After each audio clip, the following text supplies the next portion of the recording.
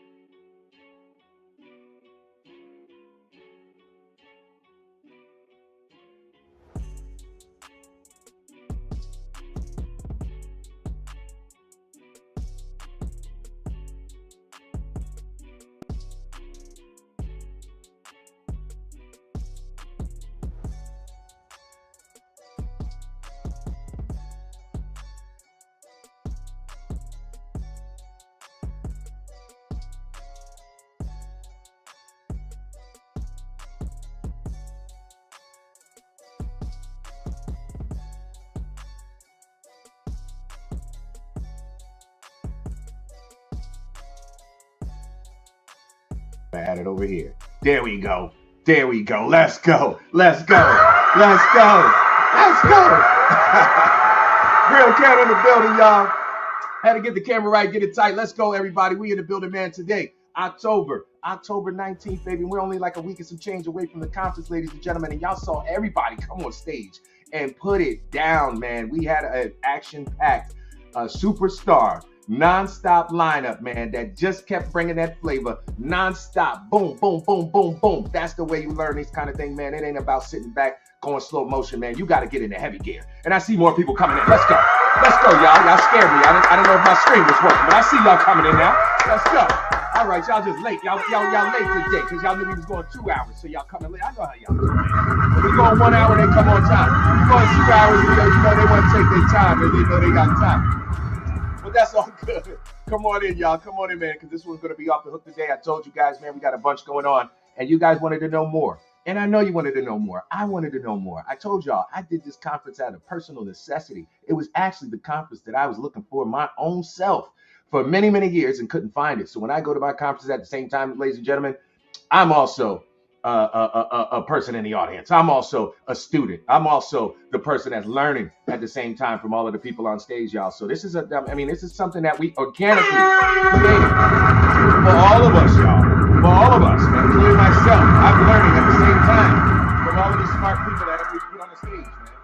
And that's what it's about, man. Surround yourself with people smarter than you, and you will guarantee to get yourself on the next level, man. You start hanging around these bums, you're going to be bummed out forever, y'all. So get it up, man. Let's go. Francesca in the building, Stacy in the building. Everybody else, hit the chat, man. We're going to get ready to go. Hit the chat, man. I got a couple people in the background. We got a lot of people we got to do today, so we're going to blow through it. We're going to blow through it, ladies and gentlemen. All right, first, let me do some house cleaning real quick. I'm going to do some house cleaning real quick, then I got to bring up Leo Bridgewater. Y'all saw him tear it down, man. Leo tore it down, man. Leo tore it down. He killed it, man. I wanted to let him stay on stage for another half hour, but we didn't have time. But I'm telling you, that man, he put it down, man. I want y'all to hear more of that because that was incredible stuff, man. Incredible stuff. Tristan in the building. What's up, y'all? Throw it up. Yes, man. Thank y'all. Appreciate it, man. Thank y'all for coming out and enjoying it, everything. And like I said, this is Real Cannabis Entrepreneur. We're unlike any other organization out there on the planet, ladies and gentlemen. You don't have to be shy. You don't have to be scared. You could throw your URL up in the chat. You could promote your own business in the chat. I'm a marketer by trade, baby, and I influence and encourage everybody. Get your business on. That's what we do here at Real Canna. It ain't about us. It's about y'all, man. Put y'all URLs up in there. Let's go.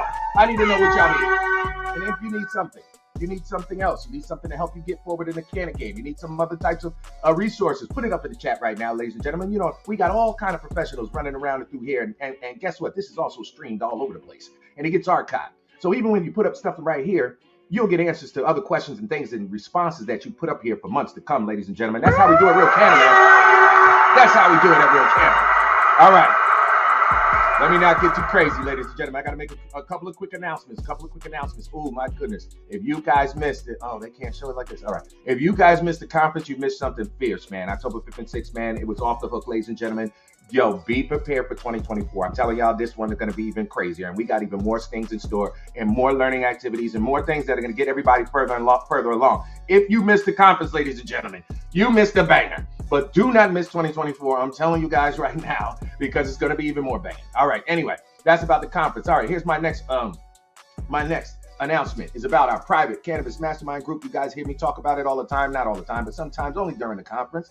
It's a private mastermind group that we started 5 years ago with 8 members and people in New Jersey. We're now up to 172 cannabis professionals from all over the world, including Virgin Islands, Canada, Amsterdam, South Africa, all over the place. And we get together every month to share business ideas and help each other grow each other's businesses and things like that, guys. It's a phenomenal way to grow your business. I've been a serial entrepreneur, own a digital marketing agency for 27 years. And people always ask me, Gary, how did you stay in business so long? How did you outlast everybody else? And I always tell them, number one way that I did it, that everyone else did, I was never scared to invest in myself. I always paid to get around smarter people than me to teach me other things so that I could go fast. I knew that if I sat there and I could figure it out myself, but it was going to take a lot longer. So, ladies and gentlemen, that's what it's all about. Private mastermind group, ladies and gentlemen. We don't even accept, everybody is not accepted as a private group. You have to be vetted and to get in. But guys, go here right now, realcannabisentrepreneur.com/mastermind /mastermind if you want to get in our mastermind group, ladies and gentlemen, for our cannabis professionals. All right, 2 more announcements, then we're going to get going. One more, Cannabis Marketing Bootcamp. Guys, y'all heard me on stage talking marketing, right? Everybody says, Gary, I want you to teach, man, how can I do this, Gary? How can I do that? How can I do this? This is the session that I teach all my crazy tricks that y'all see me doing for the conference and everything else, that I can't reveal everything to everybody on stage because some things have to remain anonymous, right? But I can get busy in my private mastermind, my private marketing bootcamp, ladies and gentlemen. So the Cannabis Marketing Bootcamp, if you're interested in that, ladies and gentlemen, go to realcannabisentrepreneur.com /bootcamp, realcannabisentrepreneur.com /bootcamp to check out the Cannabis Marketing Bootcamp as well. All right, and then our last one, and we're going to get going. Last one, ladies and gentlemen, we got a partnership with MainVest, only a crowdfunding platform that allows cannabis-friendly companies to raise capital online. We got it to do it live, on stage, at Spark Tank. And guess what, ladies and gentlemen? More of you can get in. Anybody who needs to raise capital right now, we all need money. All of our all cannabis entrepreneurs, there's never enough money. I don't care how much money you got coming in the pot, you need more. So check us out, crowdfunding. Go to realcannacrowdfunding.com, realcannacrowdfunding.com, guys, and we can help you raise 100K in 4 months. 100K, 4 months, can't beat it. Super dope. All right, here we go, y'all. All right, man. Okay, ladies and gentlemen, without further ado, man, I think we're gonna jump into it, man. Everybody's ready, rocking and rolling. Everybody in the chat, are y'all ready? Are y'all ready? Tristan Dab Riggers in the building. What's up, Dad? Drew Titus in the building. Let's go. Drew OPR in the building, baby. Let's go. Let's get hyped. Let's get ready to bring them out, y'all. We about to bring out Leo, y'all. We about to bring out Leo. Y'all know how we do here. Y'all know how we do at Real Canna. I cannot bring them out until y'all get hyped enough. I need y'all to hit the L's right now. L's. Everybody hit the L's on the keyboard. Everybody hit the L's on the keyboard. I need y'all to blow it up. Let's go. We got to bring Leo in the right way. This is Leo Bridgewater, baby. #1 man in Jersey, baby. He's right here with us. Represented. Let's go, Valerie. Put the L's up. Let's go. Just put the L's up. L's. We got to get him hyped, y'all. We got to get him hyped. Let's go. All right. Yes, there we go, Tristan. That's what I'm talking about. Killing L's. Let's go. They ready, Leo. They ready.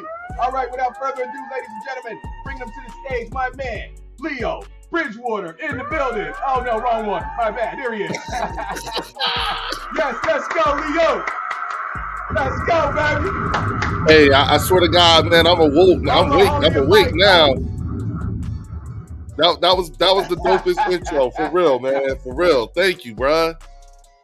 Hey, you know you deserve it, brother. We gotta give you that fire, man. This is Leo, baby. He put in all the hard work for us. If it wasn't for him, y'all, none of us would be going in the Canna game right now in Jersey. For real, man. We all need to be giving kudos and bowing down to this man, Leo. Big up to you, my brother. Big up to you. Word up. Thank you, man. Leo, man. Yeah, dive in, brother, because man, you killed it on stage, brother. You said so many things that touched so many people out there. They wanted to know more, man. And you're not stopped, Leo. I didn't even got to direct you, brother. I just gotta just let you go out the gate, man, and do your damn thing, brother. But yeah, tell me how much time I got, and it's a wrap. You know what I'm saying? I hate giving you time limits, man, because you know what I mean. It'd be too good, and then that's something I just say go for it, man. Go for it, Leo. I want you to put it down, man. You know what I mean? And we'll chop it up in between, and then we'll cut the other things of that nature, man. Yeah. But you can go ahead and lay it down, man, because you said a lot of revolutionary things on the stage, a lot of things that opened everybody's eyes, a lot of things that helped everyone understand the other challenges associated with the Canna game. And it's not just about, the opt-out towns and all the other challenges that we have. Some of the other municipalities and things attributing cannabis to other crime, and so you went through a bunch, brother. You went through a bunch, but I'm gonna let you just dig in, man. Yeah, well, I first of all, Gary, you did it again, dog. You did it again. You know what we I'm saying? Made it happen, baby. You got all the right people in the room. You know what I'm saying? You had us all talking. And my thought process was like the week before the event, I was in Patterson the day of those shootings.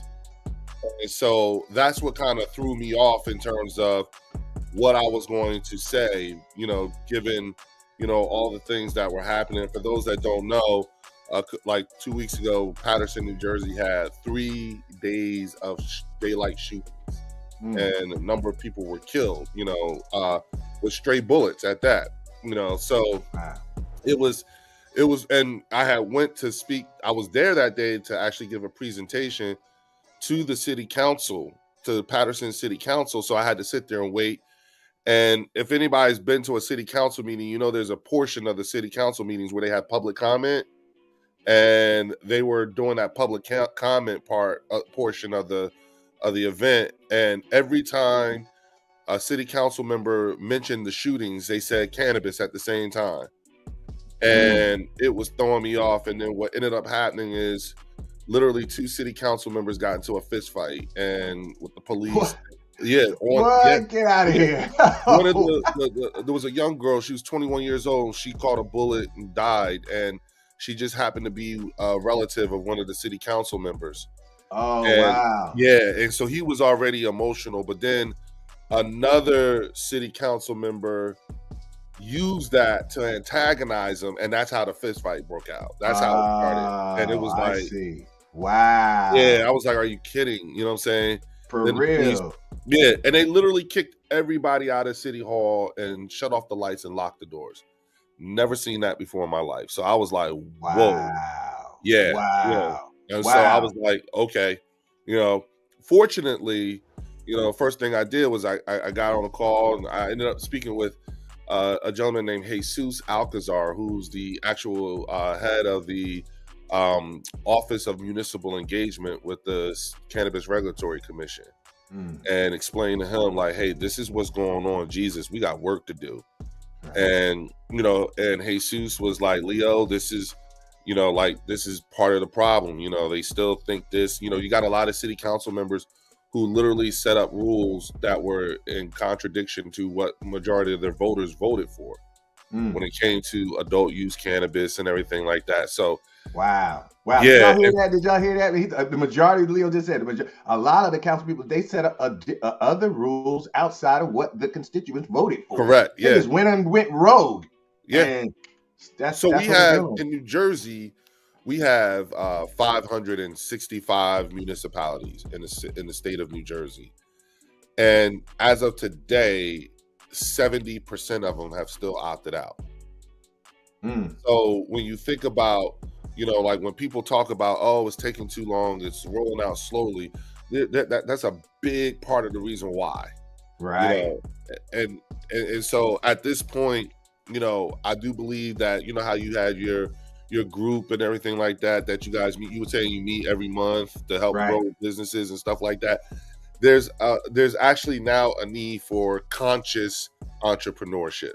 When you particularly considering everything that's happened, because your event took place before that whole thing in Israel went down. Right. And and then mind you, we don't have a Speaker of the House in our own government, our own federal government. Next year is going to be an election year, federally. As a matter of fact, in New Jersey, next month, we're picking our entire legislative body of state government is up for election. And you have these things happening, locally and statewide, and so the mayor of Newark, Ras Baraka, used to say, most people don't realize outside of New Jersey, New Jersey is a very red state that just votes blue. And so when you look at, the policies here, and it forces me to even take a look at some of the policies and stuff like that.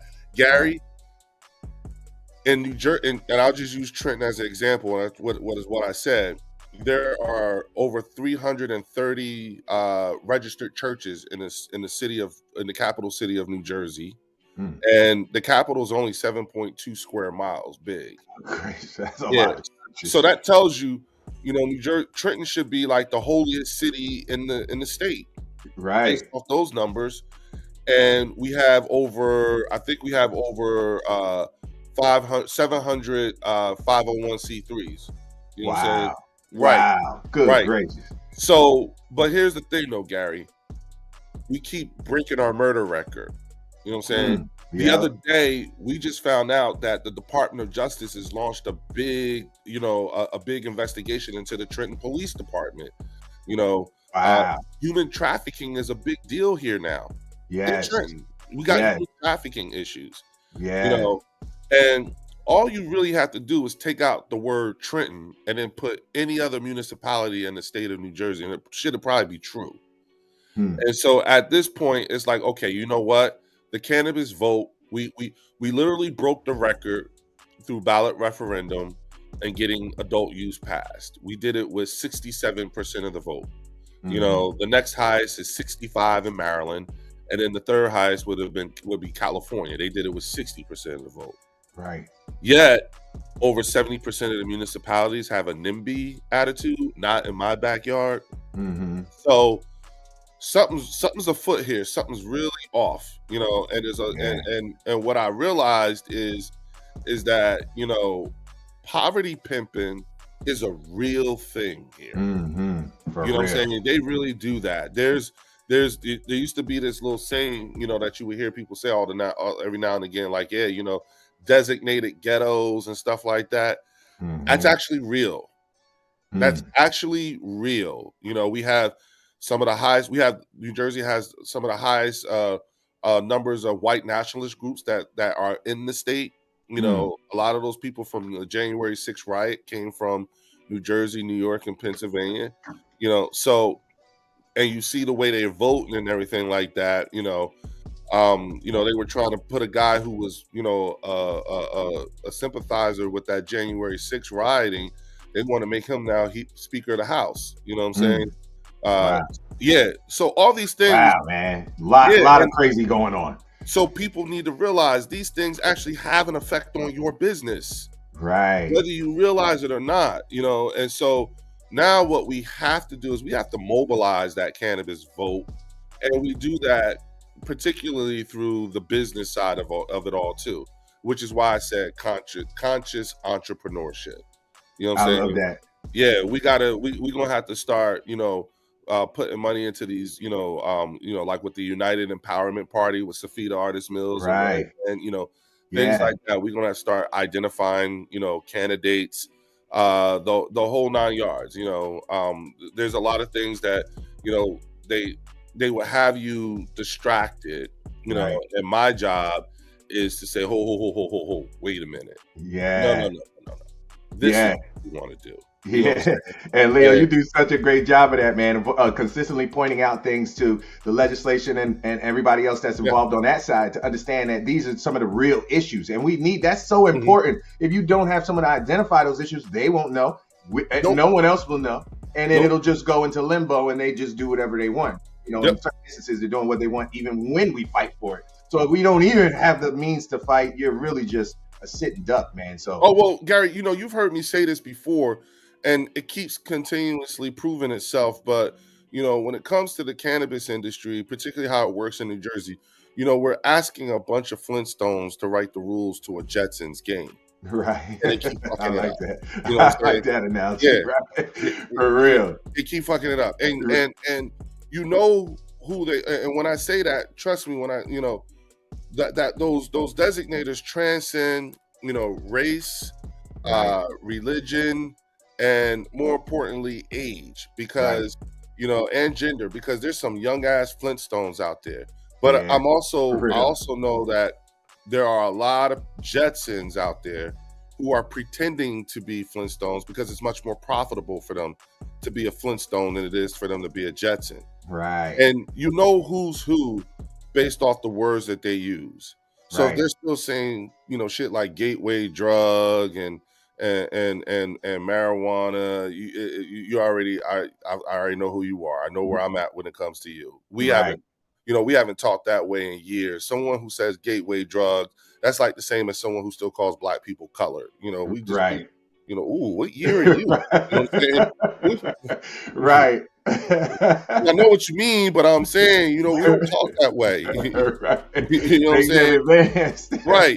And you know, I mean, they can't help themselves. You can see when they're uncomfortable talking about it. And I actually had a conversation with a good friend of mine who passed away, you know, Senator Ron Rice. Me and him used to have some of the most epic battles ever, you know what I'm saying? And it's actually through those battles is how I actually came to, number one, respect the hell out of him based off of his willingness to fight and his journey in of itself. You know, United States Army veteran, Newark police officer, you know, now, you know, and then became state senator. And I think he respected me because I would fight him back. You know But after, and I'm saying this because I want people to know, you know, between me, Senator Ron Rice, and Bishop Jethro James, you know, I always, when I see the two of them, I always call them elder. You know what I'm saying? Right. And after every single fight, I would always give, you know, Senator Rice and Bishop James a big hug, you know, I love them. And they would just, boy, get off me, man. Come on. And they would just laugh at me. But Bishop James always made sure that I had a ride to the train station to go home. He always made sure that I was, even no matter how bad we fought. Right. You know what I'm saying? You know, boy, get in that truck. Come on, I'm take you to the train station. And that's what, and Senator Rice too. But, you know, I remember I was talking to him one day, and this part of his nose, this little corner right here, it went up, Gary. I saw it. And Gary, when this part went up, you know, I stopped and I said, and I thought about it, and I realized, I said, oh my God, you think I'm an addict. That's what this is. You think I'm an addict. See, Leo might be speaking so well, or so well spoken. Right. But all I was to him was a high functioning addict, but an addict nonetheless. Right. And so I got so furious. I said to him, I said, well, Senator, you know us, I'm a soldier, so I like to swing the big stick early. So how about this? Tomorrow morning, everybody who works in the state house, everybody that works for the state got to take a piss test. I want to know who worked for me. How about that? You know what I do. I don't know nothing what's going on with you. So how about everybody take a piss test tomorrow? You want to see how real it get? He walked off. I said, yeah, I thought so. You know what I'm saying? That's how it goes down, man. Right. And this is old, and mind you, we're talking years ago. Okay, Wow. this is over a span of years. All right.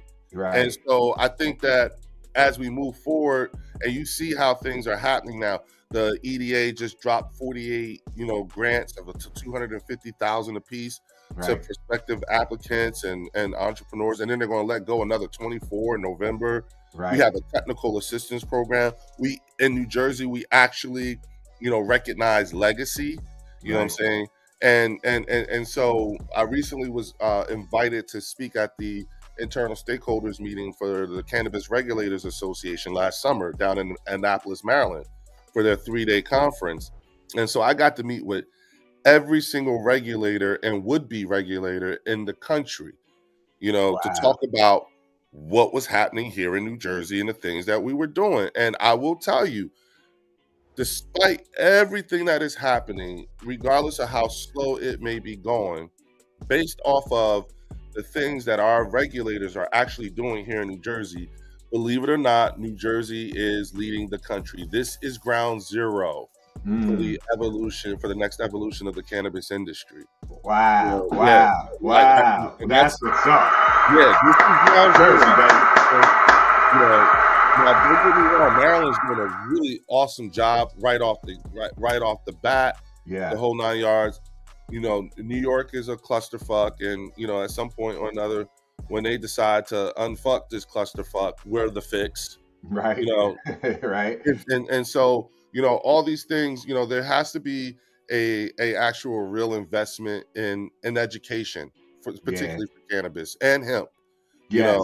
I want to stop you for 1 second, Leo. Yeah, go ahead. I'm sorry. Important stuff, man. I want everybody to recognize. Y'all heard Leo say he was down at the meeting with all the regulators from the entire country. All the regulators. This is why Leo's word is so important, because he's the one who takes the time to go out and have these conversations with all these important individuals and has access to even get there, right? And he's the one who brings it back to us so that we can understand the inner workings of what's going on. So that's the reason why I tell you guys, if you want the cliff notes, you're not a politician, you don't understand regulation, legislation, just listen to Leo, man, because he's going to give you the cliff notes of what's really going on and what's important. And that's why I love bringing him here, man, because he's so dynamic in summarizing and pointing out some of the most important things that are going on, man, guys. But he's got access to a lot of stuff. That's why I bring him here. Y'all should listen to what he's, like he's saying, very important things, man. But go ahead, Leo. Go ahead. Yeah, man. well, no, hey, Gary, look, I'm that type of person that if we were in high school, if we were friends in high school, and I had Ms. Walden second period math,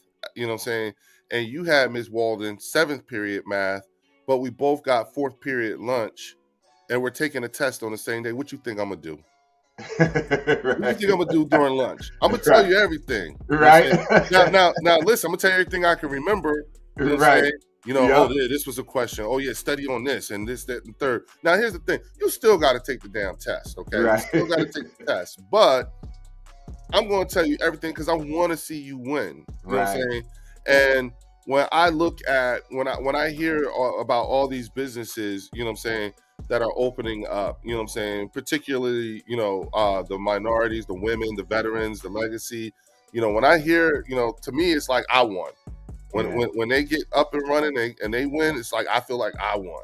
You know what I'm saying? Because I want to see everybody win.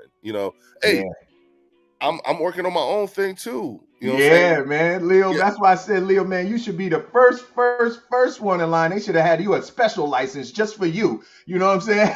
Well, you know what though? But then that would be like I always say. But that would be doing the thing that's not right. You know what I'm saying? Right. Like all I want to do is is build the stadium. And then, you know, like, hey, I'm gonna run my race. Don't worry, we good. You know what I'm saying? Right. I'll take the Pepsi challenge on everything. You know, shout out to my business partner, you know, Eugene Monroe, you know, Matt Bickle, you know, everybody. You know, we're doing cultivation, you know, processing down in Millville, New Jersey. So, you know, and we're building our stuff up very slowly because I recognize, you know, how this is. Look, all this right here came from that. That's what this is. That's exactly what all this is. Yeah, a whole lot of stress, man, a whole lot of time and energy. I know how it is, man. It is a lot. But Leo, I want to ask you one other question, man, because for everybody else that doesn't know, like I was telling you guys, Leo's the guy that goes across the country. He's the advocate of advocates that gets recognized at every other big show, every other big conference, every other place we go, man. He's like the number one guy. He happens to be from Jersey, y'all. That's what's so dope, right? But Leo, I want you to talk a little bit about, man, how you got started in this, because you were before everyone else. Like, you were so far ahead, man. You were so ahead of the curve. And then you got to this level from political side, from, you know, I want you to share a little bit, man, because so many people come to me sometimes. They say, Gary, I want to be an advocate. How do I do it? What do I do? How do you start it? What is this? And I say, Leo's he's the triple OG of it. And I want to give them a little bit of that today to say, what did you do? How did you start? How could they start? Okay, so you're going into, I always say there's Game of Thrones, right? And then there's House of the Dragons, which is everything that happened hundreds of years before Game of Thrones. Right. So we have to go into, I came into the game in the latter part of the House of the Dragons history. So we're talking the Chris Christie years, okay? Yeah. And then, like a lot of people who are in this industry, they got into it because either something happened to them or somebody they love. Right. And that's a whole different kind of motivation, Gary. You know, that's the kind that can't be bought off. For real. And so when I started on my journey, at that time, you know, 22 veteran suicides a day, that was a brand new number. Wow. And at that point, I think I was up to like 4 friends who had attempted suicide and 3 were successful, you know, so it set me off because these are people that, you know, over my, you know, through shared traumatic experiences, we became really close. And so it just pissed me off. And so I met a couple of guys, a gentleman by the name of Ken Wolski, another guy named Jim Miller, and another guy named Edward Grimes. And the 3 of them grabbed me up at a rally one day on 420 in 2015, and they said, hey, we like the way you talk, you know, we could show you, with your help, we can get PTSD as part of the, you know, medical marijuana program. And I said, okay, just tell me where to go and tell me what to say, and I got it. And so I ended up going into the New Jersey State House because I live right here in Trenton, you know, and, you know, went to all these different committee hearings, meetings, spoke my truth, gave testimony, you know, actually met with the state representatives and, you know, assembly folks, and really talked and gave them the experiences that I had as a soldier, as a veteran. And before I knew it, you know, Governor Christie was signing our bill into law, S-2345, which made PTSD the very first mental health qualifying condition to be added to the New Jersey medical marijuana program. That's what's up for that. Big up for that. Big up for that right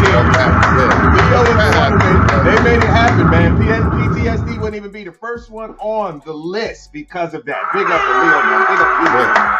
That's super dope, it was crazy because we took a bunch of state representatives to Las Vegas, and we toured a cultivation site, processing, a lab, you know, a retail, you know, we met with They're going crazy in the chat right now, Leo. They're going crazy. I just told them, I blew them up. I said, yeah, give it up for Leo for that one, y'all. He's the one who got PTSD. First one up there. They going crazy. Yeah. So it's one of those things where you just gotta, you know, and listen, through those experiences, you sort of kind of build a rapport with your state representatives, you know, and you know each other. And so, and then you have all your advocates, you know, and so through that was where, you know, that's where the connection to the State House came in. Then I actually am one of the co-founders of Canna Gather, New Jersey. You know what I'm saying? Yeah. And so at our height, we probably were the largest, cannabis, cohort, like bringing people together every month up in Jersey City, and telling people, like getting all of the cannabis entrepreneurs or would-be entrepreneurs talking about this, and so along with my partner, Ronnie Soto, another OG in the industry. Yeah, I call him Lord Voldemort, you know what I'm saying? and so, and between me and him, shout out to Josh Weinstein and Kim B. All of us are all Canna Gather alumni. And so getting folks to come out, meeting with Jeff Brown and understand. I've known Diana Waynu ever since she was with the ACLU. Yeah, that's way back. You see how far Leo go back. You see how far he goes back. Yeah, you know what I'm saying. But I think, and the reason I'm bringing that up is because if people really understood that House of the Dragon history, it would explain a lot of people. It would explain the way they do things, why they do things. You see what I'm saying?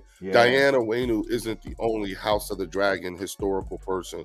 When you look at the executive director, Jeff Brown, you know what I'm saying? That dude has been on the forefront of the cannabis medical inside of everything forever. And that's why I tell people, please do not let that unassuming looking white boy fool you. He knows everybody and he knows everything. Right. So don't do that. You know what I'm saying? See, Leo knows the inside. Leo knows the inside, man. He can tell you who's OG, who's triple OG.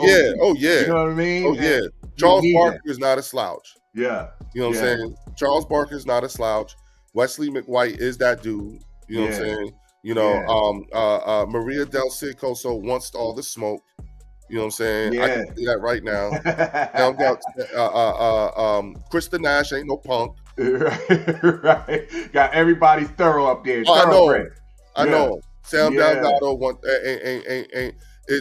Sam Delgado is not as slow as people think he is. Right. You know what I'm saying? Like they got it all fooled. And I'll just be sitting there looking like, oh. I got it twisted. Sleeping on it, man. So, don't even know. Like I've got this little trusted messenger moniker thing going on right now. And I'm trying my best to live up to it to make things happen because again, I'm not worried about I don't want to phrase this wrong. I am okay with where I'm at from a business side of things. Right. You know what I'm saying? That's what the best part about having partners does. But I also they also recognize that this part of what it is that we have going on is significantly important. And so I get to tell people, hey, call your state representative. Tell them that you want home grow, you want your medical card and your gun license at the same time. And you want them to take a meeting with Leo Bridgewater. So that way, when you get enough of that being said to them, and they had me come in there, you know what I'm gonna say, Gary? When I walk in there and say, okay, this is what I want. I want every state prison in the state of New Jersey to allow their inmates to have access to medical marijuana. In fact, I want them to be able to grow their own medicine. I want it all. Yeah, Leo, let's go, baby. Let's go, baby. I want it all. Hey, yo. Yeah, I want it all. You know what I'm saying? I don't want the cats in prison thinking we don't forgot about their asses. Hell no. We're gonna make shit better. Everybody. Ooh, yo, Leo, boy, I tell you, man, see, I done let you go 45 minutes. We weren't supposed to go this long, but I had to let you go. Yo, man, big up to Leo. Everybody, once again, put the L's in the chat, man. My guy Leo, he's the OG, triple OG, man, doing his thing. Brother, you always coming, man. Some revolutionary brain statements to get everybody, wake everybody, slap everybody brain up, right? Get you waking up thinking hard, man. I love you for that, man. Big up to you, Leo. I gotta go to my other speakers, man. We're gonna come back though. We got other recaps. We're gonna do this every week, y'all. I told y'all we're gonna keep this going, y'all. All right, well, look, I'm on daddy duty right now, so I gotta get ready to go because I gotta start picking the kids up from school. But check this out. Everybody, you can stay on the lookout for announcements regarding the League of Municipalities in Atlantic City next month. That's number one. And number two, start making your plans now for 420 week in Washington, D.C., and then which will culminate into the National Cannabis Festival, which is 420 and 421. It's 2 days next year. Okay, so yeah, and what I'm doing is I'm trying to put together, getting folks rallied to DC for a lobby days, a joint lobby days. Nice. And so I'm asking all of the veterans, and if you can support a veteran, get them down to DC so that we can run our asses up into some of these senators' offices and some of these Congress folks' offices, and talk about, federal legalization in terms of not rescheduling, but I think descheduling is what really needs to happen, and then also, again, 280E, all these things that we are, we've been hooping and hollering about. If there's ever a time to really get shit going, it's 2024, because again, it's an election year. The fact that we are talking like this right now is scary to a lot of these politicians, Gary. You know what I'm talking about. Yeah, buddy. Yes, buddy. Yes, buddy. Yes, buddy. Yo, ladies and gentlemen, I'm telling you, Leo Bridgewater, we gotta have him back every week, y'all. We gotta get him every week, y'all. It's too much insight. I'll tell it. Don't tell me not to look at something and I'll be like, well, what's over there? I'm from Jersey. I want to know. You know That's what I'm saying? Right. My Jersey brethren, baby. This is how we do. Big up for Leo, man. Thank you so much, Leo. Y'all give it up for Leo. Know the hells, man. Once again, for him taking out his time and his busy day, coming to bless us right here again with more goodness, man. Thank you, Leo. No doubt, man. I love you, man. Y'all have a good rest of the day. Go out there and get it. Call your state representatives. You want your home grow. You want your medical card and your gun license, and you want you want them to take a meeting with Leo Bridgewater. Y'all heard it. Y'all heard the list. Y'all heard the list of what you need to demand when you step into that office. Thank you. Call. It's free. Right, it's free. Later, y'all. Thank you, brother. Appreciate it, man. Oh, man. Oh, man, Leo just kills it every time, y'all. I try to tell y'all, man. Big up, Leo. Big up, Leo, man. I didn't mean to go that long. I'm sorry, y'all, but we couldn't stop. It was too good. We couldn't stop. All right, ladies and gentlemen, this is good stuff. I told y'all, man, this is how we do it, Real Canna. Real Canna, ladies and gentlemen. We're going to bring up somebody else because this is how we do, man. We're reviewing everything, going through the whole conference, man, just talking it up, talking about how great it was, this kind of thing. Had to bring Leo to give us some shine. Next, I'm going to bring up Will Bowden. Will Bowden, ladies and gentlemen, you saw him. He was the outdoor cultivator, man. Will's full of energy, man. He knows business inside and out from business strategic perspective. So I had him come speak about not only growing, but also from the business strategy side, because he's done a lot of that to grow his operations to hundreds of thousands of acres. And Will's got so much stuff going on, man. But he came and blessed us in Jersey, man. He's coming to open up. He's got a huge setup in Michigan, another one in Colorado. Now he's coming to Jersey. Grasshopper Farms in the building. Ladies, let's go. Give them some W's. Throw the W's up. Everybody throw the W's up in the chat right now. Throw them up so we can bring Will out. We can bring him out right. He's never been on a Real Canna virtual platform, so we got to show him how it's done, y'all. Let's go, y'all. Put the W's up right now. We got to throw those W's up so we can bring Will out. We can't get him out until we get hyping up. Let's go. Well, I got to get hyping up right now. Let's go. Throw the W's up. Big up to you, Cam. Big up to you, Drew. Big up to you, Stacy. Let's go. All right. Okay, they hype. All right, ladies and gentlemen, here he is. Will Bowden. Let's give it up for him, man. Gary, always a pleasure. And I don't know how you follow someone like Leo, man. Oh, so much knowledge and it's just so good. I mean, really, just amazing individual for sure. Yes. Well, man, listen, I'm so happy to be here. I'm so happy to help out. And just as kind of a recap of what we talked about when I got to see you guys in New Jersey, I think one of the things that comes to mind here when Gary opened up and as Leo was talking is we need to ask for help. We need to work together. You are not alone out there, right? So We're talking about building your team. We're talking about building your community, but you're also joining a community as well. So don't think that you're building stuff from scratch. Don't think that you have to go this alone. This is literally a community that needs each other for us to build this amazing industry as we develop this. And I love how Leo's talking about the Flintstones and building stuff for the Jetsons. It's so true. It's so true and how we do that. So we got to have that community. I thought it might be okay, and I'll take a pretty short amount of time here. I'm just going to remind you guys of the key points that I brought up when we were together in New Jersey. A lot of good stuff. So you were throwing down on stage. A lot of good stuff on stage. Yeah, man. Good stuff. Good yeah, stuff. absolutely.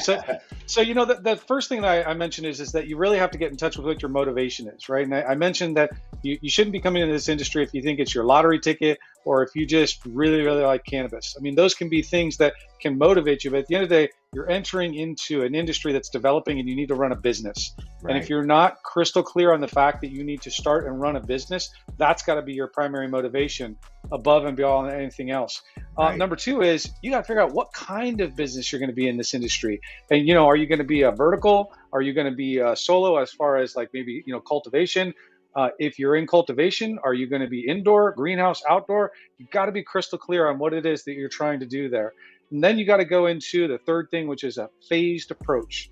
A lot of folks will get a 100,000 square foot building and they'll try to build out a 100,000 square foot building of whatever your facility type is in there.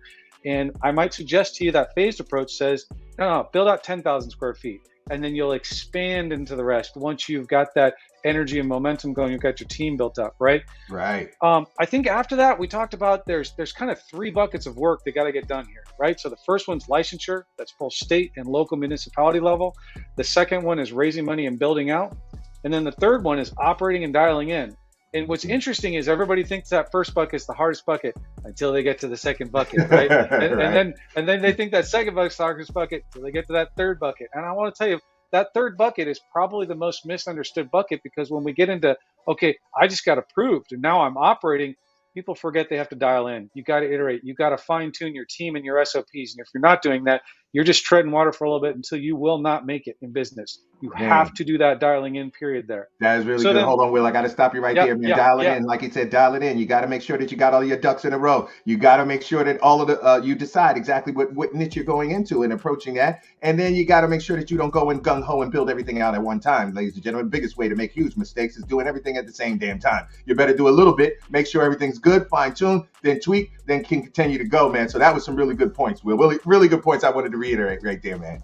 My man, Gary, my man. So you know, after that, I think that what you really got to do is make sure that you focus on 7 things. And so the first and foremost, you will always hear me say is it's your people and your team. Your people are your number one thing that's going to help you be successful in life, or not, if you don't support them and select them correctly, right? So you got to value your people above anything else. I know in this industry, we like to think that we have a lot of proprietary secret sauce kind of things, but at the end of the day, the only thing that is going to set you apart from anybody else in this industry and in this world is your team. So select your team, support your team, empower your team, just cheer them on and lead your team to success. That was big. Right? I got to stop you, Will. I got to stop you guys. Pay attention. You hear what Will said? The most important thing, like I always talk about and I always preach, man, this is a team sport. It is all about your team at the end of the day. You cannot move. You cannot do anything without having the proper players in the position, right? It's like creating a basketball team. You got a bunch of scrubs. You better pick some Michael Jordans. You better have some good defense. You better have some gameplay. But the only way you do that is picking the right people for the team. And that is a crucial decision-making process, that a part of your business that so many people underestimate, that really has a significant impact on the long haul of the benefit of your business. So go ahead, Will. That was good stuff, man. No, for sure. But the second thing then is you got to be really clear on your identity and your core competency, right? So our identity is we're premium sun-grown flower supplier. That's what we do. And our core competency is we're a single season outdoor grow. And when you're really clear on those 2 things, your identity and core competency, that just sets you up for what you do, and more importantly, what you don't do. Because this industry has a whole bunch of shiny objects out there in front of you, but you got to go after the things that you're going to execute on, which takes you then to focus and discipline, right? You got to be able to focus on the things that are going to move the needle for you, your team, and your business. You got to have that discipline to relieve yourself of trying to chase down all of those other ask of your time, ask of your resources, or just ideas that they want you to diversify into. It's just set up for that first thing that you got to get out there to. And that'll lead you to hold on, Will. You were flying. You were firing through it, Will. That's what I'm talking about. Will, he's ready today, y'all. He's giving us the fire. Woo! Hold on. You said so much good stuff. I had to stop you. Damn, now I forgot what I was going to say. But anyway, no, one of my mentors used to tell me that all the time. It was something that you said about team, and damn, I forgot it. I got too hyped, man. Forget it. We'll keep going. I'm gonna write it down next time. But you were going through some good ones, man. You're going through some good ones, man.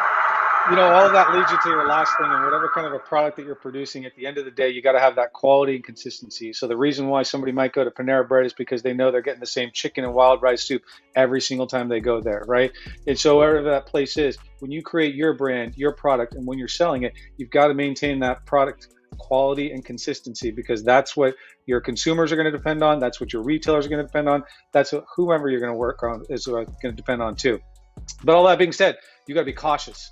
You're getting into an industry that has all kinds of people out there that want to help you, and some of them don't want to help you, but they seem like they want to help you. It starts with loans. If you're out there and you're shopping around loans and you're shopping around people who want to invest in you, first of all, you don't pay for a loan.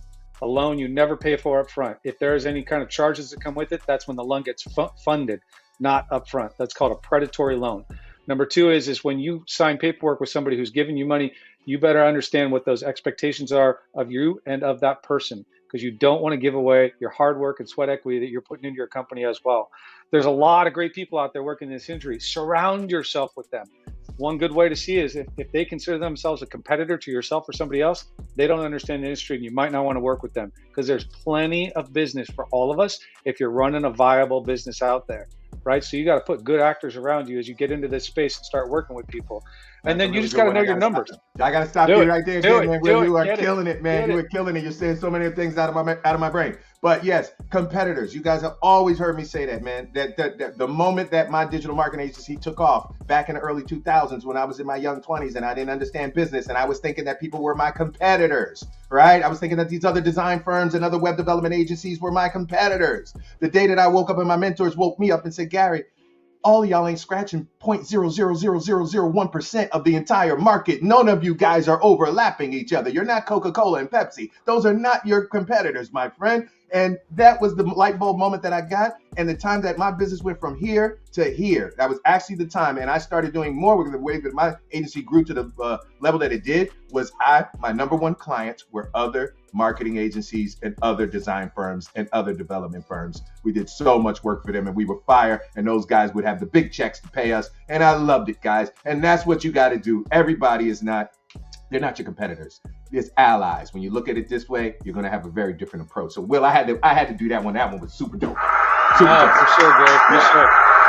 No, it's true. And you guys, at the end of Gary, I love how you just brought up Coke and Pepsi. Those aren't competitors. Those are complementary businesses. For real. So you got to remember that rising tide helps all boats. And so that's how you got to look at people out there. And the last thing I'd say in this, the cautionary area, you got to know your numbers inside and out. You got to be real with yourself. You cannot afford to not know your numbers inside and out. And listen, be real with yourself. If you are not going to know your numbers, you need to hire somebody who knows your numbers. And that person needs to do it with you and teach you how to do it, or run that part of your business. Knowing your numbers is also one of those things that's going to make or break your business. So the last thing here, the last thing I said on stage and the last thing I'll say here is this. You got to take care of yourself. You got to take care of yourself first. You got to take care of yourself, because if you don't, you're not going to be able to execute on any of this stuff. And what does that mean? You got to build good habits. You got to build good behaviors. You got to build consistent behaviors and routines.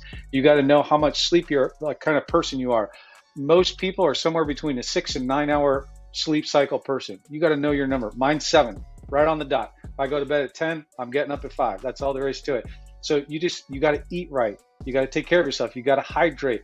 You got to exercise. And I know all these things are like, okay, we hear these things all the time, but how many of us are not doing those things consistently? Okay. This isn't a first of the year, like New Year's resolution kind of thing. This is a thing saying, I'm going to build a business. I'm going to have a team depending on me. So I got to take care of myself, so I can take care of everybody else around me. That's my family, that's my friends, that's my team, that's the partners I work with out there.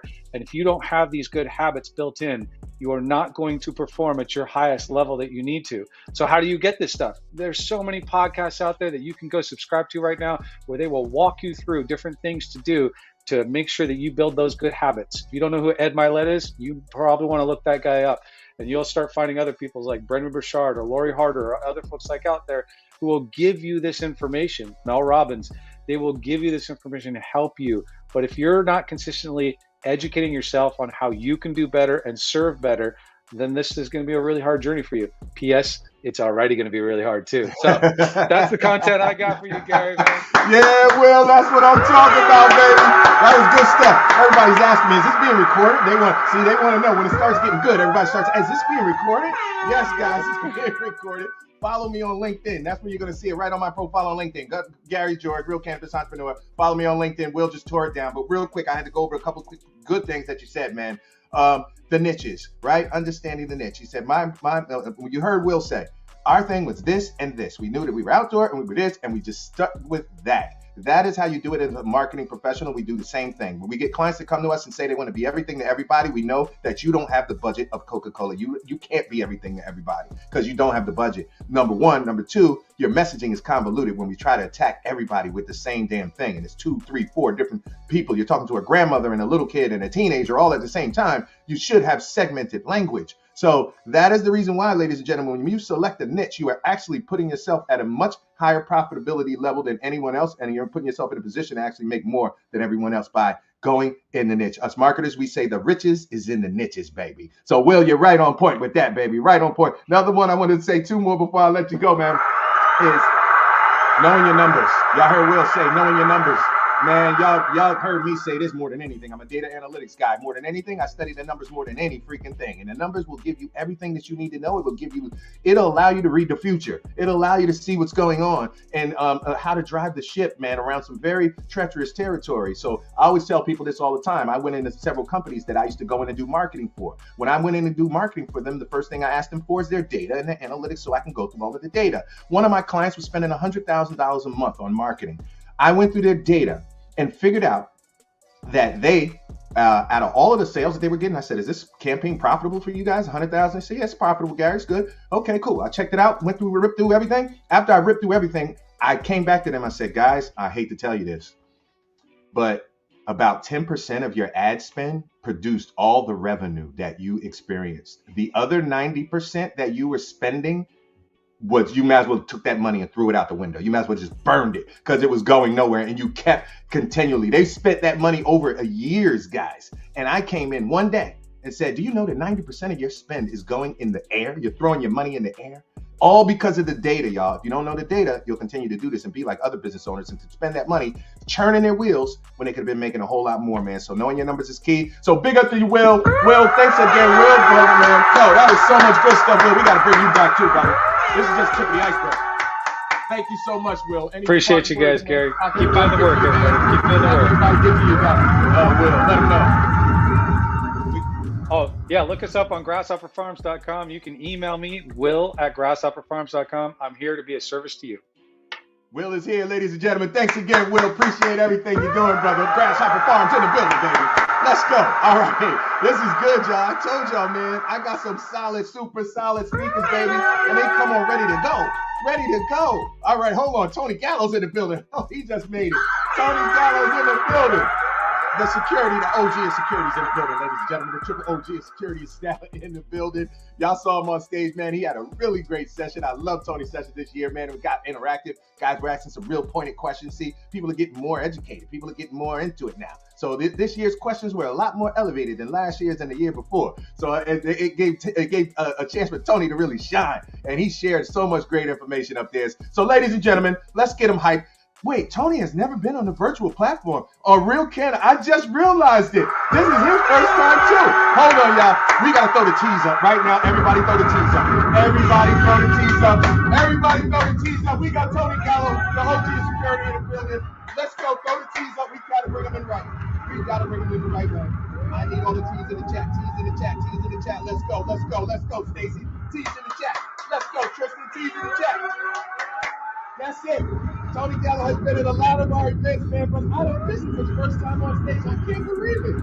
I can't even believe it. Tony Gallo is in the building. That's right, Valerie. That's right. Let's bring him up, y'all. Tony Gallo, the OG of security in the building. What's up, Tony? Hey, Gary, how are you?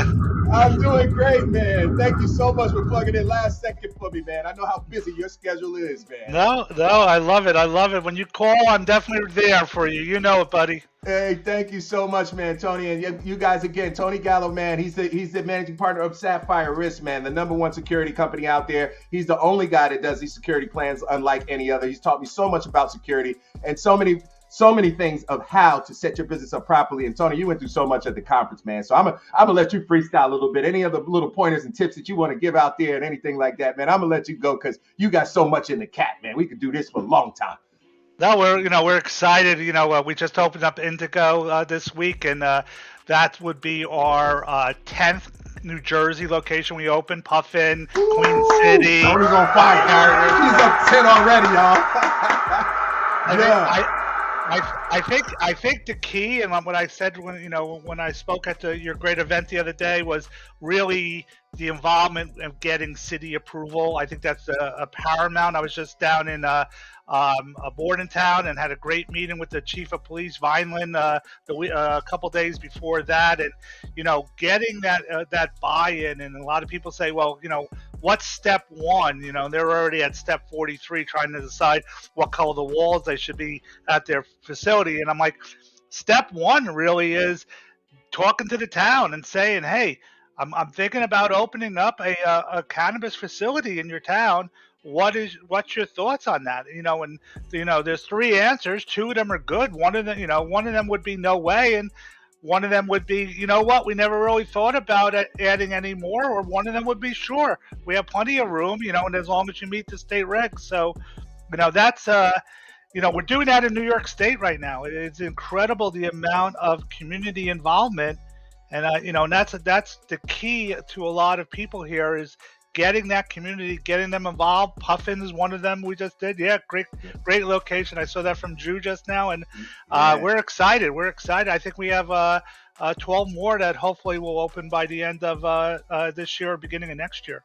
Very nice, Tony. You are on fire, y'all. Do you see how many of the Tony's? I told y'all, every single one that's opening is doing something. Tony's got his hand in it. He's a great guy to know. He knows his stuff inside and out, man. And, he knows this process. You hear him talking about the municipality side of things, right? And Tony was one of the first ones who warned me about the length of time that it was going to take when I was kind of green in this thing. And Tony was like, man, you better listen. It's going to take you a while to get to some of it. You warned me good, Tony. And I was thinking at the time, like, maybe Tony, it might be just Tony's experience. No. I love. We're gonna take a picture of us. Definitely. Yeah. Definitely. I think you give great advice. I think I love your conferences. I think that was the 3rd one or 4th one I did with you, and the crowd just gets better and better every time we do it. Yeah, man, they loved it this time. It was so interactive. Everybody had a great time. I think we have the most personable people under one roof. People that are approachable, people that people can talk to, not feel intimidated. And that's how you are, Tony. It was so dope that I forgot the young gentleman that was he was in the crowd, and he was also a security professional, and he was asking you about some diamond connector or something he was saying, and then you guys got into this whole conversation, and you have wound up sharing info with him after. He was so grateful for that. He came up to me, talked to me about you and all that kind of stuff. That's the kind of people we bring to the stage, man. Tony, you're not scared to share. You know what I mean? Not scared to share. We got to all help each other at the end of the day, man. And if you're good professional at what you do anyway, it doesn't matter. I can tell you everything I'm doing, and you'll never be able to replicate it anyway, guys. Right. So it's never should be scared to tell or share information with others, man, for real. No, excited. I mean, it's exciting times, and definitely a lot of. Now you were seeing that momentum. 2 years ago, it was a concept. It was a theory in New Jersey. This is what we're going to do. There were a couple of dispensaries, a couple grows open, but now it's really hitting hard. And next year, it's just going to blow it out of the box. It definitely is. Yeah, man. I can't wait to see the progression of everything as things progress. Now, Tony, what have you been seeing in the operators? I want to ask you some questions in terms of their level of expertise and sophistication. Are you seeing some of the operators getting a little bit more sophisticated, and they're coming and they're not barking back at you so much, saying, "No, Tony, I want this cheap safe. I want it. No, we're going to save a couple dollars over here." Are more people getting with it? What's happening now out there?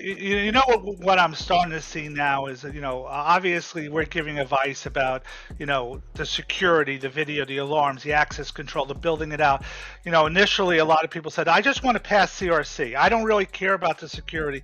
Now they've been open for 6 months, a year or whatever, and we're getting those phone calls going, man, I messed up.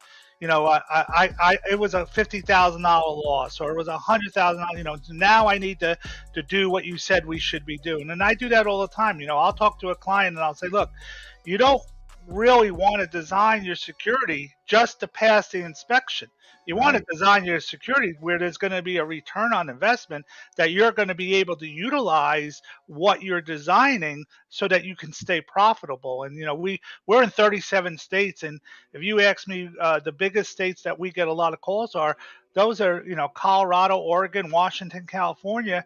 They've been open 5-10 years, and now they're starting to see that they need to run their business like a retail business, and that's exciting times. Yeah, that is really dope, man. That's really dope. And Tony, you get to see it from all angles. Like you said, 37 states, you get to see different people at different phases and how they've learned, right? And we see the guys who went in first, right? And most people got scared because they see all of the dispensary robberies, right? But most of those are all on the West Coast. So it's like Tony said, they're all of the guys who've been operating the first in, and they thought they could open up a Quick Check or a Wow Wow type flavor, and they just did that because there was nothing else around them to know any of this. So, but now it's more, things have advanced, and there's other security plans and other things that you can put in place, and those people are catching up. But you're seeing a lot less of that. And I was telling people that when you look at all of the robberies and everything like that, you don't really see so much of them on the East Coast. It's all predominantly, I see them coming from the West Coast.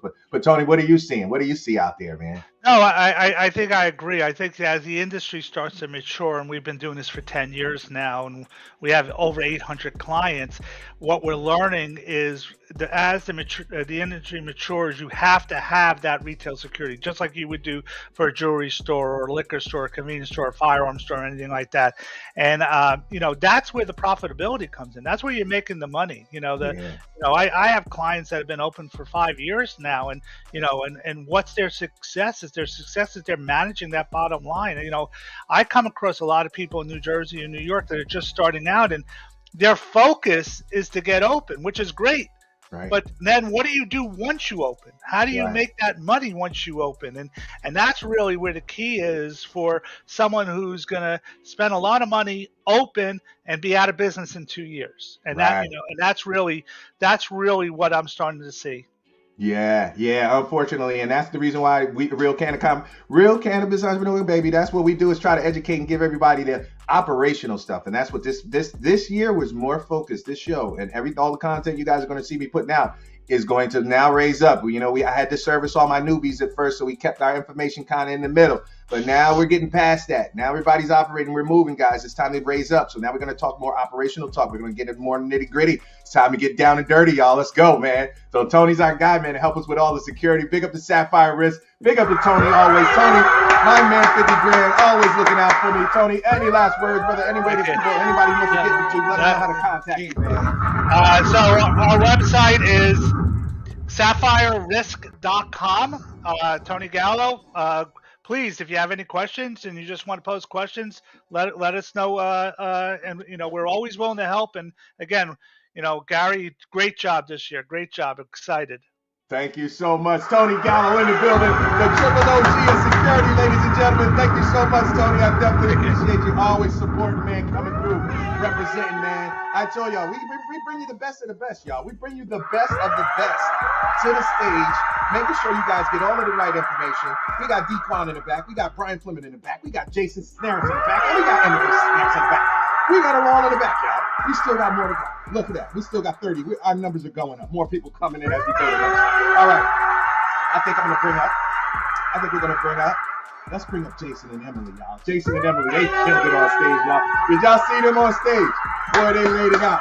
That was really good chemistry for them, man. And I think that might have been their first time on stage together. Actually, I'm going to ask them when they get on. But I don't know. But the chemistry was really dope, man. And the session was really fly because they delivered so much great information. It was a combination of business building information, a combination of cannabis specialty information that's coming from Emily, to all the stuff she knows. She's the one who put more people through this whole process in New Jersey as a consultant and got more people open. And then Jason, her husband, is a big business building guy, man, who understands the inner workings of business operations, BPO, all that good stuff, man. And that was just a combination of the two that you saw on stage for any of those guys, any of you that might not have been there. So, ladies and gentlemen, this is going to be a powerhouse session real quick, too. Let's bring them up to the stage. We got Jason Cisneros and Emily. So we got to do the E and J again, baby. E and J, they coming up, baby. We got to go E and J now. E and J, let's go in the chat right now. Hold on, we got to get more hype. We got to get more hype, y'all. Put the E and J in the chat. Let's go. We got to get hype. We got to get ready, y'all. Let's go. Come on, y'all. Let's go. Let's get them. They've been on here before, E and J. That's right, Stacey. Let's go. Canna Supply. Let's go. Valerie in the building. TAC CFO in the building. The Blunt Accountant's in the building. Angela Mays in the building. Sarah Ratcliffe in the building. All right, let's bring them out without further ado, ladies and gentlemen. We got Jason and we got Emily. What's up, y'all? What's going on? The Cisneros are in the building, baby. Let's go. How y'all doing today? So good. Good. It's you got to get it right, Gary. It's MJ. MJ in the house. Come on. Right. Hey, man. Buddy. Yes. Hey, thank you guys so much, man. On short notice, y'all know how I do. I slap stuff together, throw people a text message in the morning of, and they still show up, y'all. That's how dedicated my people are, man. They don't play no games.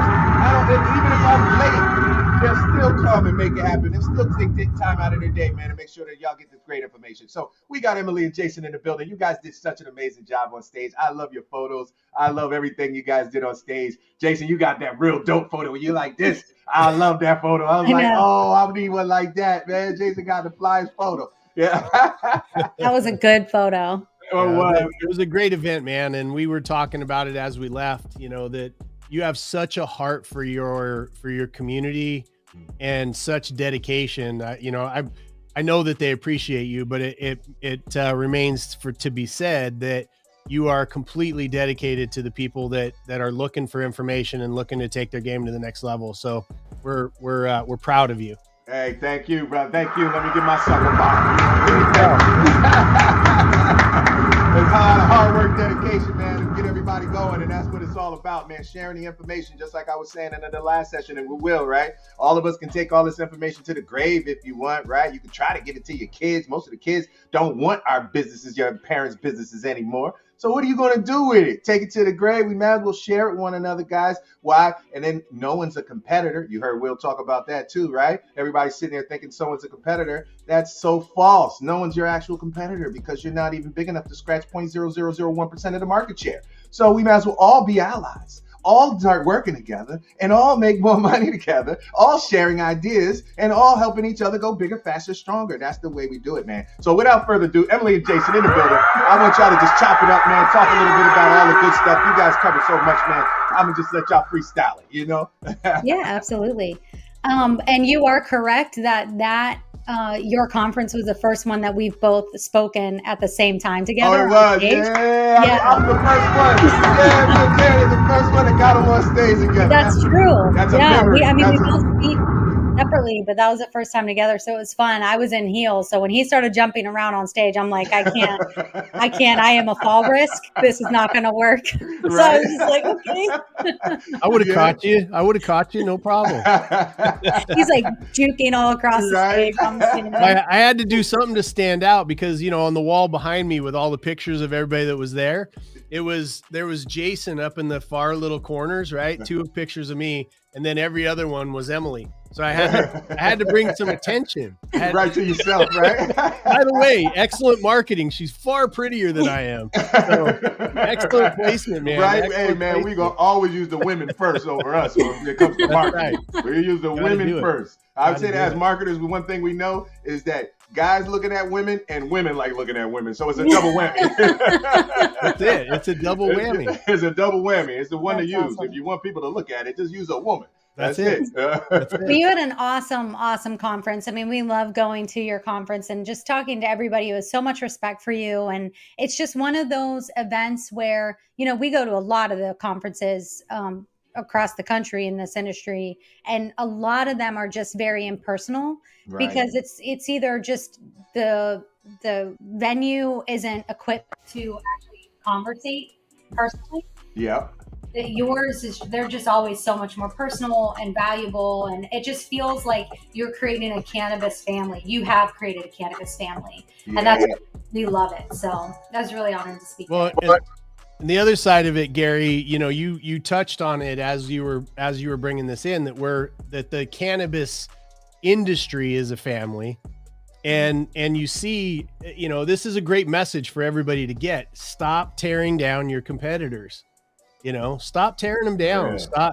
Stop, you know, making stuff up. And, you know, you see, it's one of those things that if you're at the forefront, it should happen in every industry. But if you're at the forefront of an industry that's just getting started, there's so much business that you're not going to lose any. Like, it's not looking at it like, okay, well, if somebody else gets a piece of business, then it's taken away from my pie. No.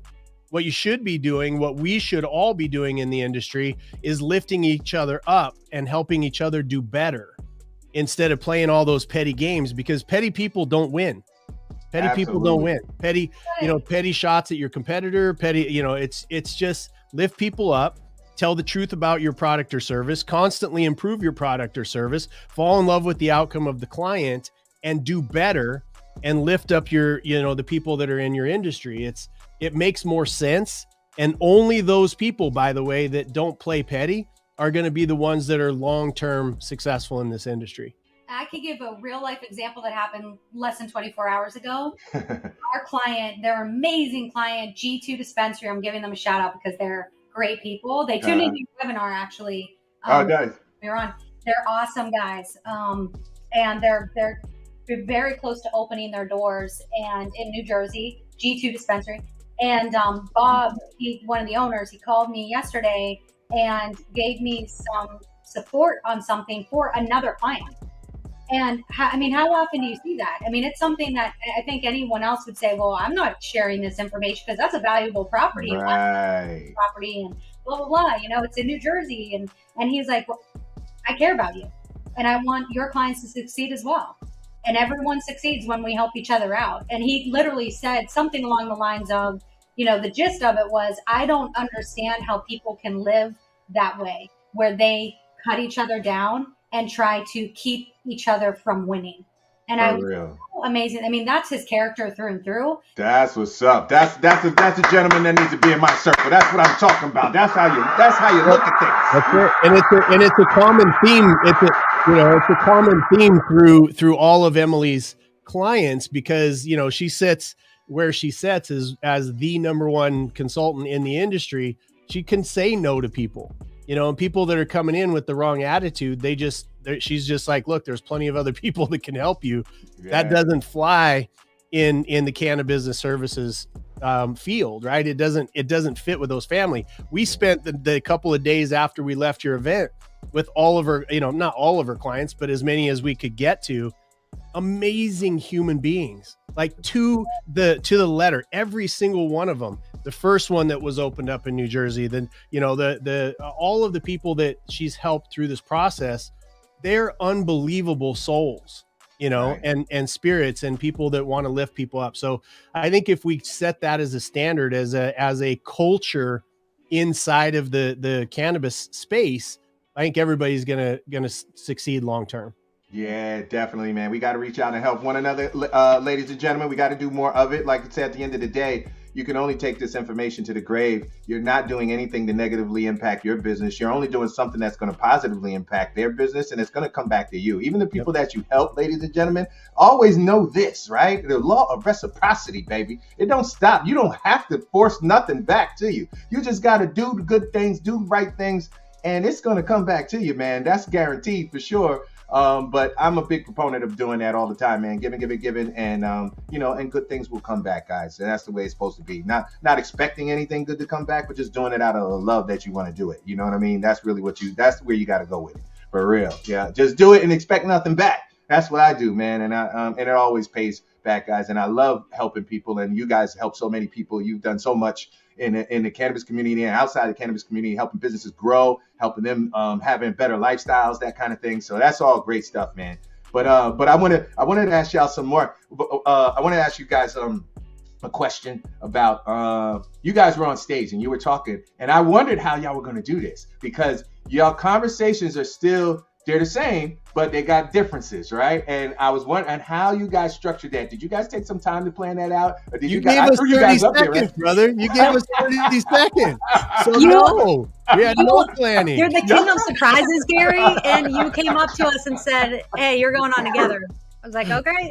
Gary's got the plan. He's the wizard behind the curtain here. So it's a representation of our marriage.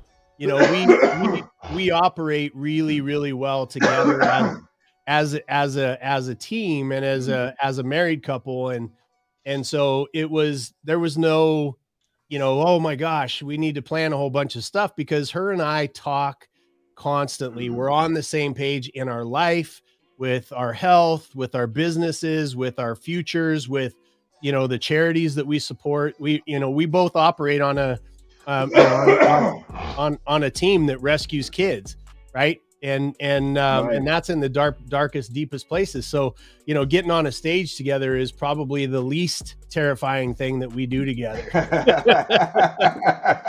You guys were very comfortable, and the chemistry was just on fire, man. I will have to say, y'all did such an excellent job. You delivered so much good information.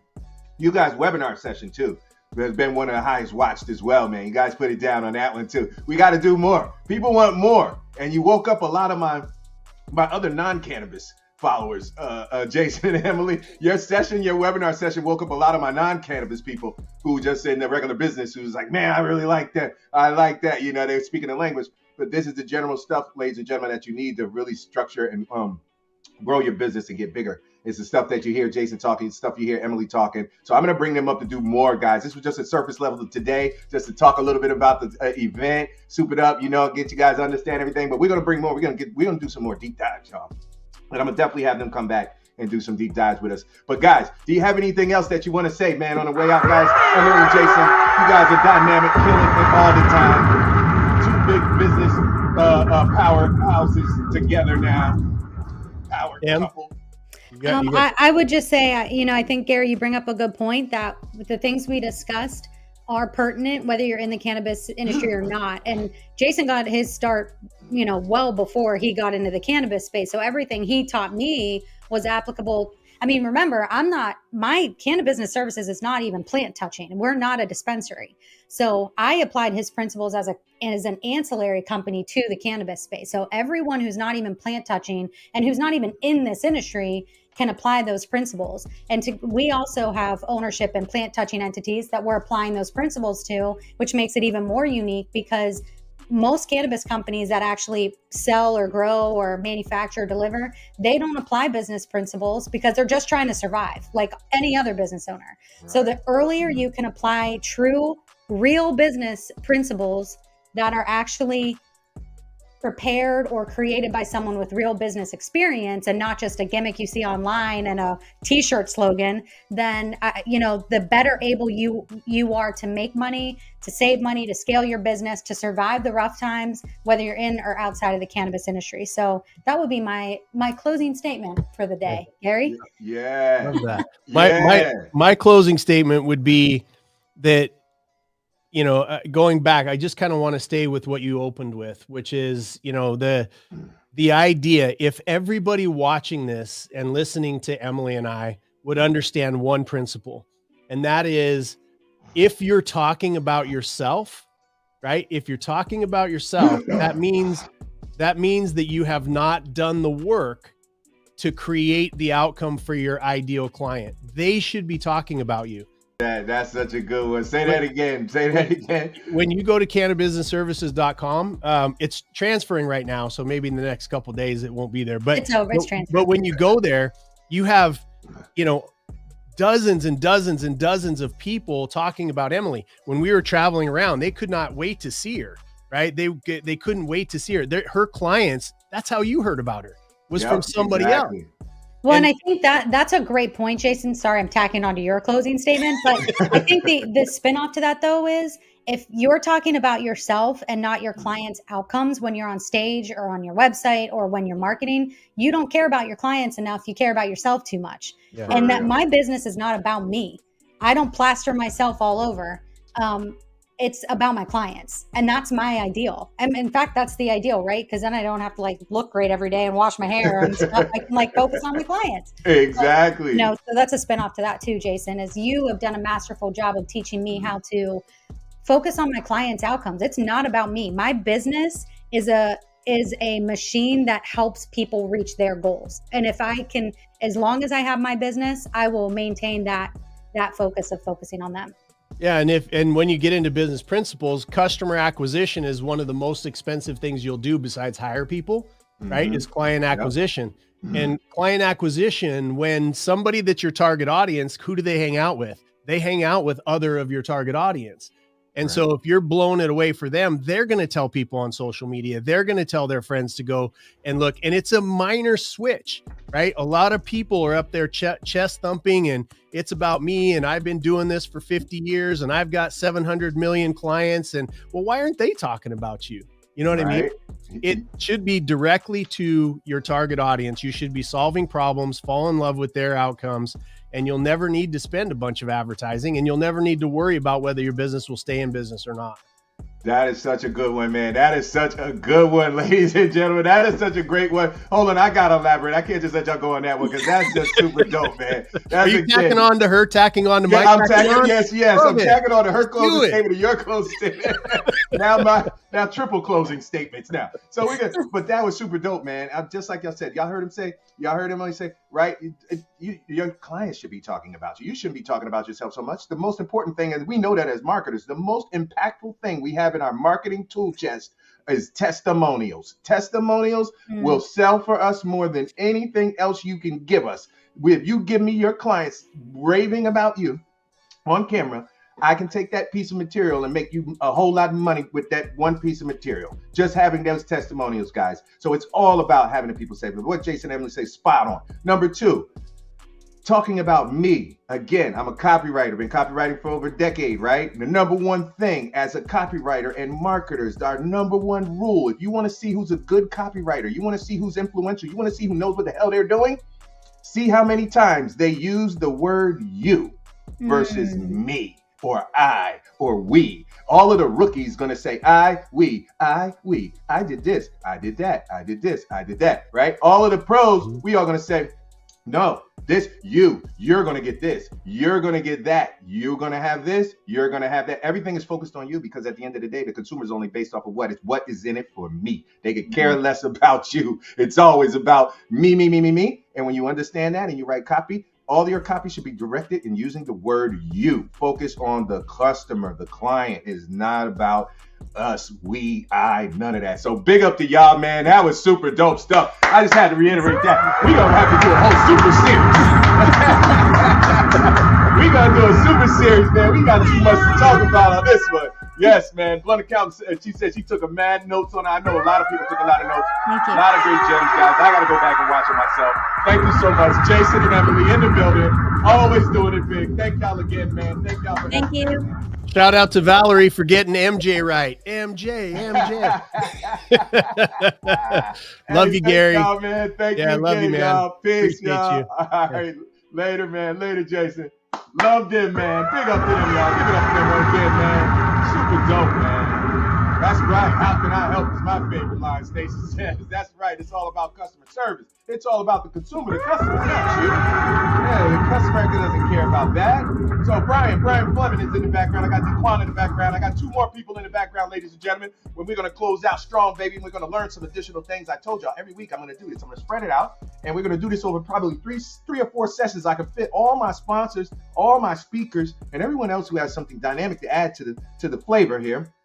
We're going to bring them all in. So, ladies and gentlemen, we're going to bring up Brian Fleming. You saw him Spring Hill Financial, baby, right? Commercial credit, right? Learning how to get loans, which EIN number, very little personal guarantees and other things. But he's going to set you up with ways, guys, for you to get financing for your cannabis or non-cannabis based business. Every person in this freaking webinar, we are entrepreneurs, should be talking to Brian. Seriously, you always need money. I don't care what business that you're in. I don't care what industry you're in and what niche you're in. You have to get an additional money. So guys, without further ado, let's bring up my man Brian. Let's throw the bees up in the chat, ladies and gentlemen. Throw the bees up in the chat.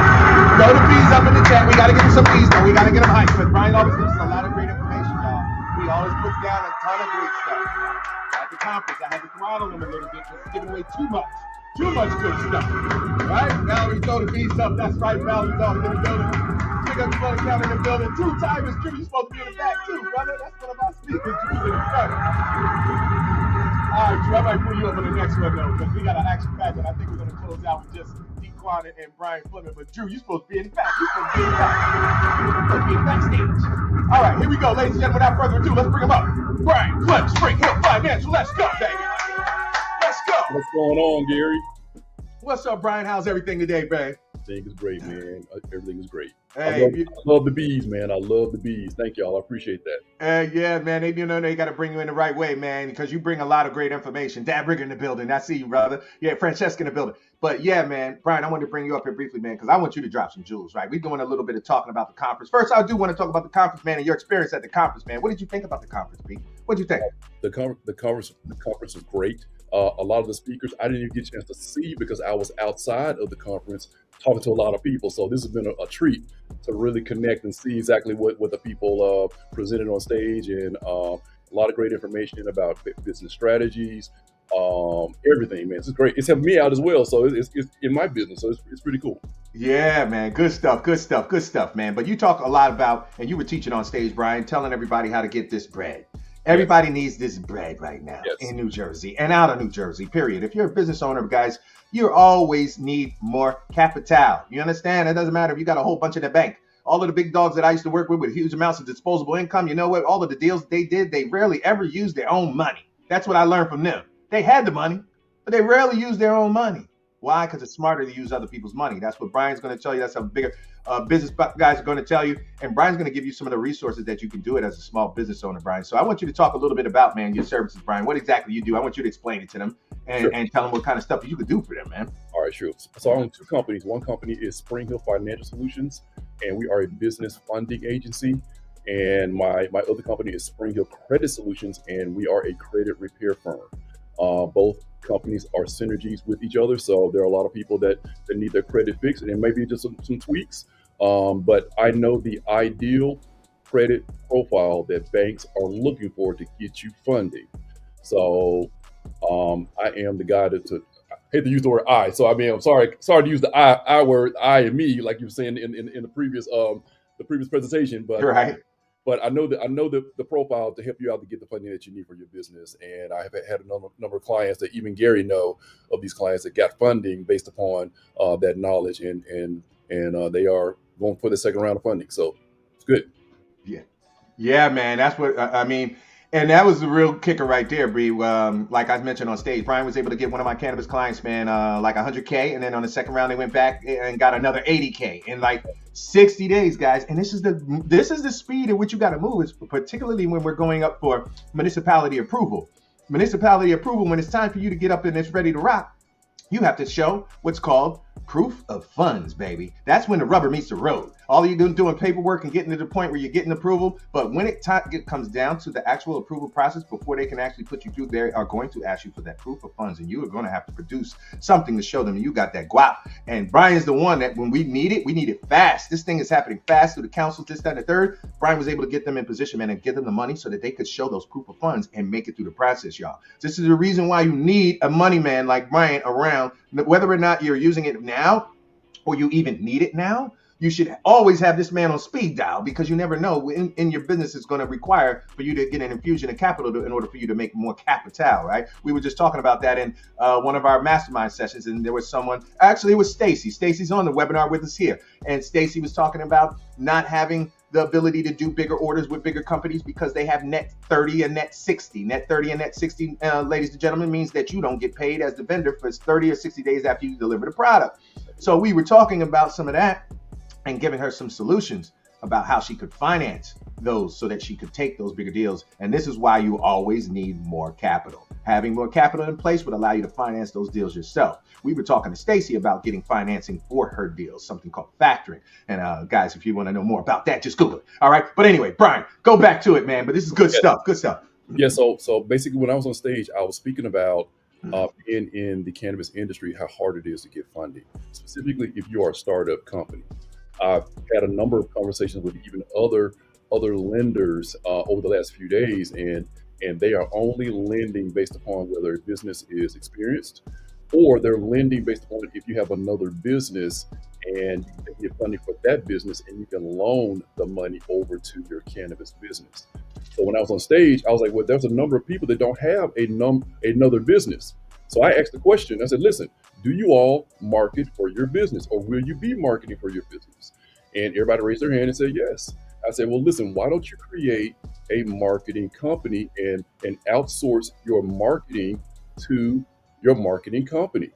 We can fund the marketing company even after 30 days of creating it, up to 150K in financing. And as time goes on, we can do multiple rounds of funding on it, and you can legally loan the money over to whatever other company that you desire to scale it. So now I gotta stop you because I want to make sure that they understand this game, y'all. Y'all understand? Brian just gave you a whole bunch of game right now, ladies and gentlemen, that you would have to pay some serious bucks to get out of someone else. He's just laid it down for you right there. He said, pretty much, guys, you can have any business, any LLC. We can get it up and running within 30 days of creating that LLC. Brian has programs and things to get you over $150,000 in that brandly new created business. Ladies and gentlemen, just so you understand how revolutionary this is, and I know this part of financing because I used to own a credit repair company and all that stuff too, right? But there's never a chance for you to get funding that fast with a new company. Always how it's always been is it has to be an aged company. It has to be a company that has been around for 2 years or longer in order for you to get financing. It has to have bank statements for 2 years or longer for you to get financing. Brian is the only individual that I know that is able to set you up with a brand new LLC, brand new business. 30 days later, he's got it seasoned enough, he did enough things that you can walk in, come out with $150,000. Just like that, y'all. This is crazy. Everybody needs to call Brian. Every businessman needs to call him right now. Write his number, Brian. Wait, we got to put the contact info up. What's the best way to call? I'm going to put it in, I'm going to make a little ticker for you. What's the best way, man? Brian Fleming, what's the best way? Your email? They give me email, Brian at springhillfinancial.com. Because y'all really need to call him. Or Brian? Yeah, Brian at springhillfinancial.com. I got it. Right there. Right there, ladies and gentlemen, on the screen right now. Y'all better take a screenshot of that. Write it down. Everybody get with Brian, y'all. Seriously. Even if you don't, I'm going to just tell you this. Brian does personal credit as well, right? So he does all of the credit repair for all of my kids, right? My daughter's over 800. My son's been 700. He's got everybody popping, guys. You're going to need this credit. Credit is everything for everything, period. I don't even think I need to explain the importance of your FICO score, guys, as business people. But Brian also does that, and that's the reason why I continue to use him for everything that I do, because it's a 1-2 punch. Many of the commercial loans are dependent on some of the FICO. Some of the FICOs depend on it. So he just sets it all up, man. I don't got to think about nothing. And that's the way. So I'm just very surprised, Brian, that every single cannabis entrepreneur has not contacted you. Well, let me pick it back off what you just said. I want to let you all know that if you're letting that 3-digit number, known as your FICO score, hold you back from getting access to capital, you're leaving a lot of money on the table. A lot of money. I have other strategies to be able to get financing for your business as well. In the rules, but we're going to be creative. I like to play in the gray, not always the black and the white. You know what I'm saying? So especially with you being in this industry, you got to play a lot in the gray. I love the gray. So the gray as well. The funding is there. You just got to make sure we can get your credit profile in the right position to be able to get the funding that you need for your business. And we're talking about multiple rounds of financing, guys. This is a no freaking brainer, ladies and gentlemen. Hit up Brian ASAP, y'all. I'm just so surprised that man's phone is not ringing off the hook every single day for my cannabis entrepreneurs, because he's the only game in town. We don't even have another way to go get financing. There's no other way to go get a loan. We can't even go to get a traditional loan. So guys, hit up Brian ASAP, y'all. I'm giving you my Ace Boom Boom resource, man. I really didn't want to have him out here exposed to everybody, but like I said, there's no competitors, right? So I'll give you guys some of my secret weapons, man. But Brian is my secret weapon, and I'm seriously perplexed that everybody has not hit him up to review their finance, guys. It's a free call. It doesn't cost you anything. Talk to Brian. He's gonna talk to you, see what you got going on, see how he can help you out, Brian. Any closing words, my brother, before I let you go, man? Oh yeah. day, please get in contact with me. I mean, like I said, I'm letting you all know right now, the money is out there. If anything, start positioning yourself for the funding. Why don't you position yourself for the funding before you even need the funding, instead of being in a position where, oh my God, I need the funding and you got all this work to do with your credit profile. Let's get this stuff done now. Let's Get go. it done now, ladies and gentlemen. Get it done now. Don't wait until your back's against the wall. Don't wait till your back's against the wall, y'all. Just get the dough right now, man. Sit it on the side. You know what? You can take that loan. You can pay that loan back even if you didn't need the money. You know what you could do? Increase your credit rating and get even more loans, bigger loans, qualify for even more stuff, guys. Everybody should be doing this. I don't care if you need the money or not. You better do it now. I'm telling y'all. Go ahead. I have 0% interest funding, folks. Yes, I'm gonna say it again. I have What? 0%? 0% interest funding. That's for 12 to 18 months of the funding that you get. I'm dropping more nuggets for you. Wow. Funding out there for you. So imagine being able to have funding where you're not paying any interest on it for 15 months. The money is out there, y'all. Zero. Let's go. Zero. Let's go. Holy moly. Guys, did y'all just hear that? 0% financing, man. He's got something to hold you down, giving you 0%, ladies and gentlemen. You can't beat that. All right, Brian. We got to rock and roll, brother. Thank you so much. Spring Hill Financial, always representing. Been one of our long-term mastermind members. Been our OG of the Real Canna family forever. Always my money guy. Brings the money to everybody who needs the money. Helps all my clients who needs the money. Helps me who I need the money. And we all need more money, guys. Hit up Brian right now. Brian at SpringHillFinancial.com. All right, B. I'm going to holler back at you, brother. All right, y'all. Thank you so so much, day. Man. Thank you. Yes, sir. Yes. Let's go. All right. Last one of the day. D-Quan, are you there? Put your camera on if you're there. But not, I'm going to put up Drew. I got Drew here. I'm going to do both of y'all if I can get both of y'all. Yes, ladies and gentlemen. All right, we're going to put up Drew Titus, guys. You see him. He's from PR, ladies and gentlemen. He taught us a bit about PR, public relations, guys. Getting your stuff out there, getting it in periodicals, magazines, and all that rest of that good stuff. Drew is a big dog. He's been running PR, and they do a lot of the big dog cannabis companies out here, a lot of the bigger MSOs and other guys that have large budgets to do this kind of thing. He's the one who's managing that, and I got him to come out and help our smaller entrepreneurs who don't have the big bread to do some of the big stuff that he does, but he's willing to come out and craft little smaller ways to implement things that are right for us smaller entrepreneurs. So I find people who are willing to do that with one another, man, willing to bend over backwards for us and make some special provisions for the small entrepreneurs who don't have the bigger pockets. And that's what my man Drew Titus is all about, baby. He said, I'm with it, I'm down, I'll help out the Canna game, let's go. And he came on stage and he represented, ladies and gentlemen, on short notice. So without further ado, let's go. Everybody throw the D's up in the chat. Throw the D's in the chat right now. Throw the D's up. This is Drew's first time on the platform, ladies and gentlemen. This is his first time. We got to bring him in back. Throw the D's on the chat right now. Everybody throw them D's. D's, my bad, not B's. D, man. I know what movie I'm thinking about. Throw them D's up, yo. D, baby. D. Drew Titus in the building. Let's go. This is how we do at Real Canna. Let's bring them up, ladies and gentlemen. We got it. Let's go. Let's go, baby. Let's go. Yo, what's up, Drew? The bees and the bees. I love it. Yeah. Thank you, man. Thank you for having me come on real quick. It's incredible. What you pull together here is incredible. The energy everybody has, man. You lead it all, but the energy everybody brings to this is so enthralling and it's intoxicating. You just want to be a part of it. You sent me notes, and now I'm like, I'm in. Whatever you want to do, I'm in. Tell me what I need to be. I'm there. I got you. I'm so happy to be here. Thank you for giving me the platform. Hey, thank you, man. I thought it was great. A couple people came up to me later and said thank you for those things, and happy to help with all this. I think the biggest thing that I wanted to convey then, that I still want to convey now, is that for every business in this space, you don't need to look at it as like, I don't have the money to engage in marketing. I don't have the money to engage in PR or publicity work. You just have to know who you are, who your audience is going to be, and then tell your stories, right? And whether it's you get somebody like myself and our firm and what we do, and we work with some very large MSOs and non-plant touching businesses that are major players in the category as well. we also work with smaller businesses in this space also. And the goal is always, who's your target audience and how do we tell your stories to them? And I said this to somebody at the conference, and they were like, "Oh, thank you for saying that." And it was, for so many people outside of this, right? Mm-hmm. For so many people, what we all do is like going to the moon, right? I mean, like, you tell somebody you work in cannabis, the majority, 99% of the people are still like, wow, what is that about? What does it mean?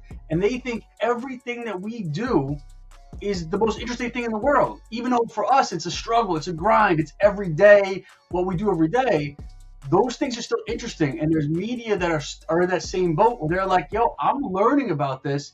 We tell clients all the time, if you have a grow operation, you have a cultivation facility, you have a production facility, when you're ready for it, let whether it's someone like our firm or yourselves even, bring media to where you make your things. Let them see inside. Bring them under the tent. Let them see how things work. Because for you, it's every day. For them, it's mind blowing. For them, it's like you and me going to NASA and like, yo, I don't know how you make rockets. I have no idea how it works. Right. Everybody else looks at it and they're like, how do you do this? And so I think the biggest thing that I always want to convey is like the stories that are interesting to everybody else may be the things that you overlook as just being a part of your everyday, because it's what you do every day.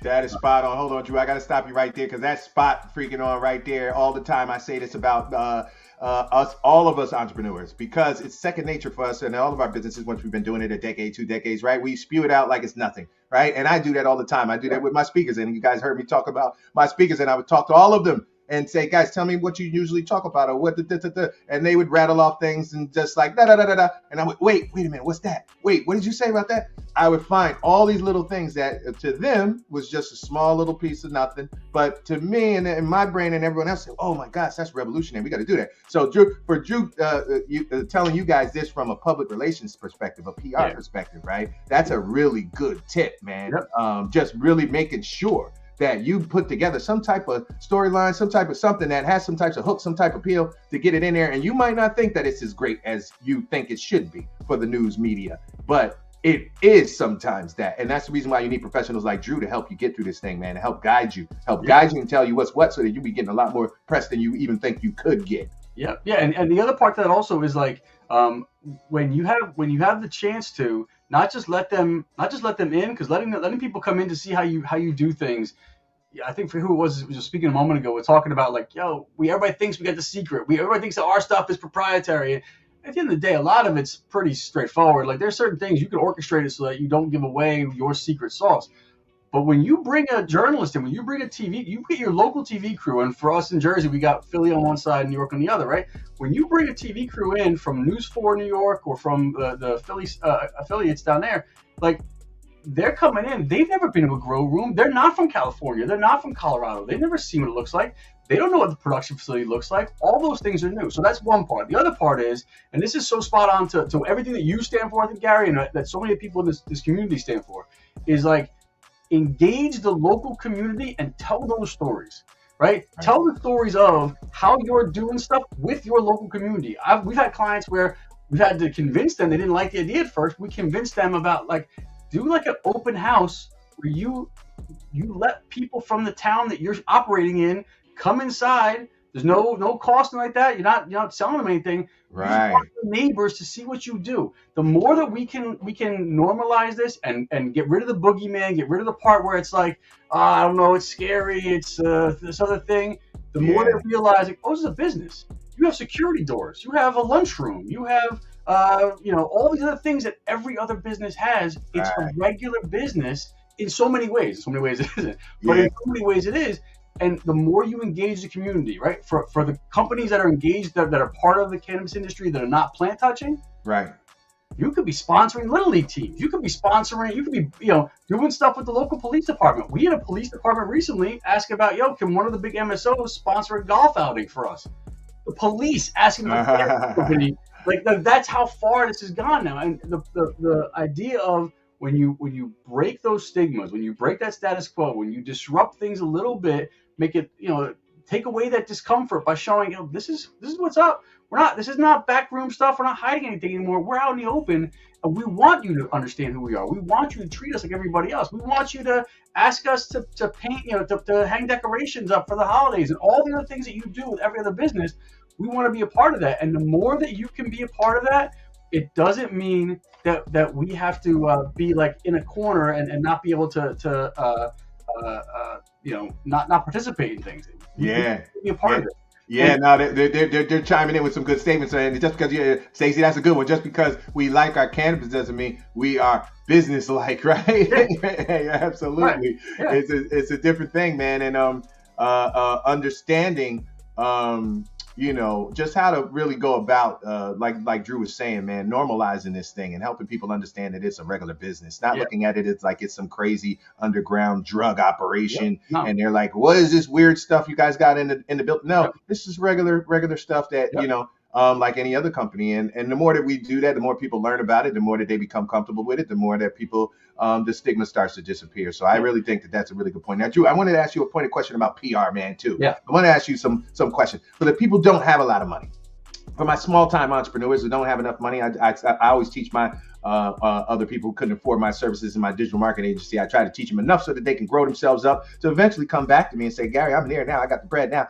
I'm ready to go. What you taught me helped me, man. And I got to this point. Yeah. Now here's the money. Let's go even faster. Yeah. So what advice would you give to the small entrepreneurs out there who don't have enough money to hire you right now? Yeah. But they're getting in position, they're doing what they got to do, they're trying to find other ways to get themselves some PR, or they're trying to position themselves to eventually come to hire a person like you, Drew. Yeah. What should they be doing? So I mean, I think the real thing is know your brand, like know what it is that you who you are, what you stand for, who your values are, right? So you be able to say that in a quick minute, right? And then have a calendar, know when are key moments for you that you're going to be announcing things, when are moments of time that you really want to be drawing people in. If you have those things together, you know who you are, you know the key times in which you want to talk, you want to be heard, you want people to be looking into you or visiting your place, right? If you have those things identified, then it becomes a much easier conversation about, let's draft up a press release. Let's come up with contacting our local newspapers, our local TV stations. Every town in the country has a tap into website or a patch website, right? Those are community written. And I know it sounds like that's too small, it's not going to help. Listen to me. You don't need to be on the Today Show for a small business. You don't need to be in the New York Times. Those are wonderful, and you should aim for those things. Those are great. Right. You start with you want your neighbors and the people that are in driving distance to your business, or the people that are within your audience, to know the cannabis industry media. It's a bit of a messy situation there too, because so much of them are trying to figure out, do we want to support smaller businesses? Do we want to just talk about the industry overall? So, you want to approach some of those folks and know who they are. There's a small list of them: MJ Biz, Green Market Report, MG Magazine, handful of those. But really, it's about have a sense of who you are, when you want to talk, and then the biggest thing I can always say to people: what is your call to action? What is it that you want people to do? Make that clear, right? And so if it's, we're open tomorrow, I want you to come in. I want you to spend $50 and we'll give you a thing. I want you to sign a petition for whatever it is. Make those intentions clear to people and tell them exactly where to go. So know the website, know whatever it is you're going to know down, and then getting the word out becomes not that hard. I mean, for folks like us, and you can find us at oakpr.com. We are happy to help people in terms of just coming up with a strategy to get places. In some cases, if we can, we'll even put together the document for you if it helps a little bit. Just because we want everybody in Jersey to succeed. I mentioned in the comment section earlier in the chat, I'm leaking information to everybody else here. I'm telling you what the big dogs, the big MSOs, the scary big companies are talking about. Right. Everybody from across the country is looking at New Jersey. They look at New Jersey because right now we are in that beautiful sweet spot where New York has boondoggled their setup. Yeah. Pennsylvania is going to do whatever they're going to do. We are the bridge between those two, and everybody knows if I can set up this corridor here, there's money, there's culture, there's community, and I can get access to those other two places. People want to come here, and if we market ourselves out, if we tell people the stories of what we're doing, it's great. Now, one other thing is, every other business in the world can use social media. We can't use social media the same way. We get there's rules what we can and cannot do. Twitter. I'm not listen. Take your personal opinions of Twitter out, but like Twitter is open for cannabis right now. You can talk about yourself on there. Be part of the conversation on there. Get yourself a profile on there for your business. Be part of the conversation on it. You'd be shocked at how much conversation is going on there because people can't use Instagram. They can't use other meta platforms or whatnot, right? So there's that one. YouTube also, you can show highlights of your business on YouTube. You can put together other content. Be a part of these kind of conferences. This stuff is huge. The biggest thing though is know who you are, know what you want to say, know when you want to say it, and know what it is you want the response to be to what you were saying.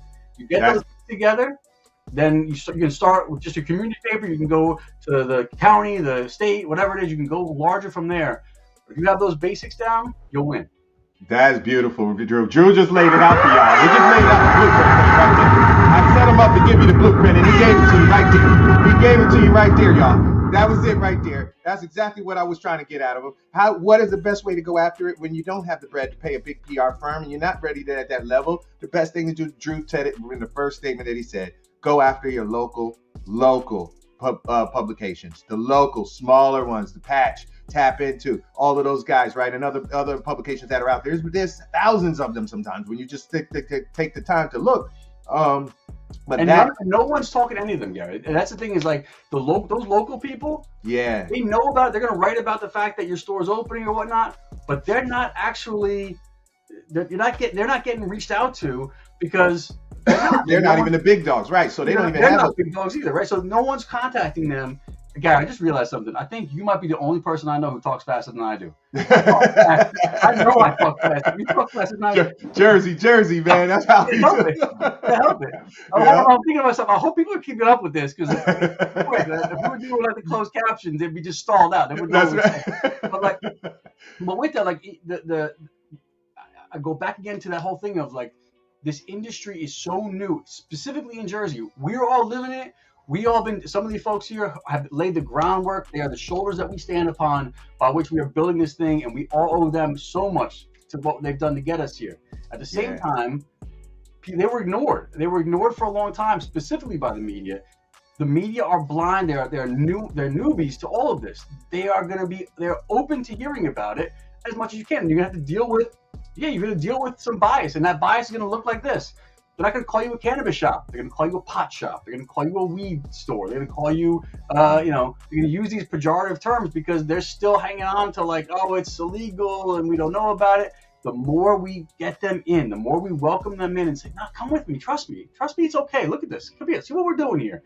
The more they start to understand like, yo, this is a business. Yeah. This is a business. This is not some illicit thing going on. This is a business. And that to me is my rallying cry to everybody is like, let them in. You want to get the word out about you? Let them in. Yeah, I love that. Love that, Drew. Love that as well, man. Let them in. Let them see what you're doing, guys. Let's make sure that everybody's free and clear. Get them all straight. Get their mind straight. Help them understand everything, Drew. But that was some really fabulous insight, man. Some real great tips and pointers for you guys in terms of PR, guys. Yeah, I got one more for you, but I got one more. Real quick. Last one. Now wrap it up, right? One more. And that is like, I'm talking about doing press releases. I'm talking about introducing stuff. Yeah. Yo, just Google press release. Google press release for one of the big companies. You probably see my name on one of them. You look up my name, you probably see my name on a couple press releases for different companies. Steal the template, and then figure out how your voice and your business fits into that same idea. There is no reason you can't be doing that. Wait a minute, y'all. Did y'all just hear what he just said? Did y'all just hear what Drew just gave y'all? A golden jewel, baby. He just gave you the golden jewel. I do this in marketing all the time. I have my own coined words that I use for using the same concept that Drew's telling you guys about right here. It is such a dynamic process of technique. But Drew, I want you to say that one more time, guys, because I think y'all might not have caught him, but I want you to catch this one. It's really important. Well, so the idea being is like if you're gonna try and write up a press release about your opening, your business opening, a new product you're launching, whatever it may be, right? And you're like, I don't know how to write a press release. I don't have a PR firm. I don't know any of this stuff. Google. Go on Google. Type in my name. Type in press release. Type in announcement cannabis. Right? You'll find press releases written. Copy it. paste it onto a Word doc, and then sub out all the information and write it in the way you want your business talked about. But you'll have the format right there. The template is there. The template's there. You can steal it from Pepsi. You can steal it from Ford. You can steal it from whoever you want. The templates are there. All you got to do then is put your information in. It's easy. It's easier to write those things up than you think. It doesn't take that much time. As long as you know who you are, you know what you want to say and when you want people to react. But the templates are out there and they're easy to access. You'd be like, this was so simple. This is quick. Readily available, right at your fingertips, Drew. That was a powerhouse freaking tip right there, ladies and gentlemen. Just go out and find another one and follow the structure on that. That's what we do all of the time, man. As marketers, we do it all the time. We take another thing and we like the structure, we like the vibe that they might have had or the angle or whatever, and then you make it customize it to your own business. I do that all the time with banner ads. I have swipe files of thousands and thousands of display ads that I've collected over the years.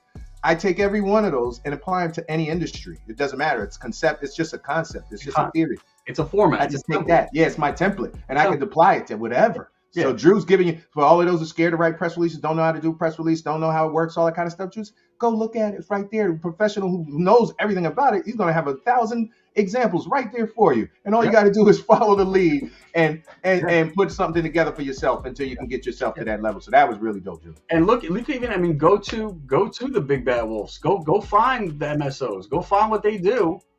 Copy that stuff. Like, see how they do it. For real.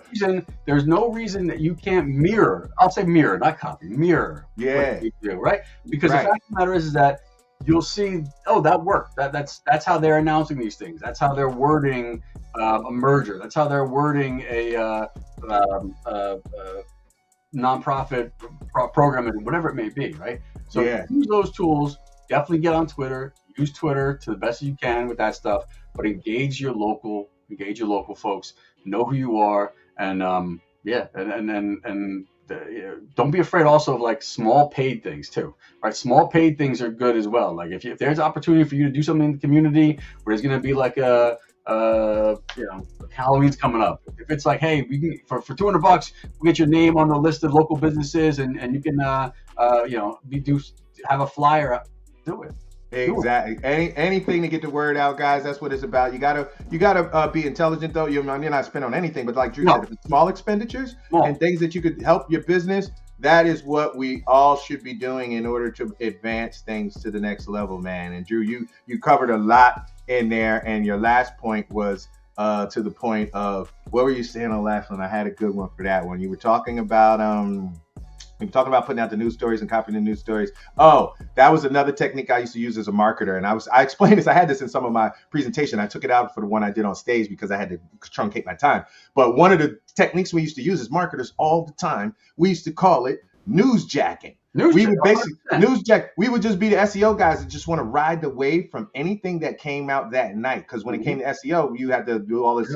You got to do all this stuff to get it to rank right and blah, blah, blah. But when it's a news story and it's fresh, you can get it to rank like this. So if you find the right news stories and you find a way to apply it to your business and spin it and then put your news story out there, you can ride big traffic, man. You can get huge traffic that way. And sorry, again, I keep saying the last thing, but honestly, these last two things, and then I'll this is good, Drew. Go ahead. The one, though, is if you are at the professional services side of cannabis, you're not a retailer, you're not plant touching, right? You're supporting business, right?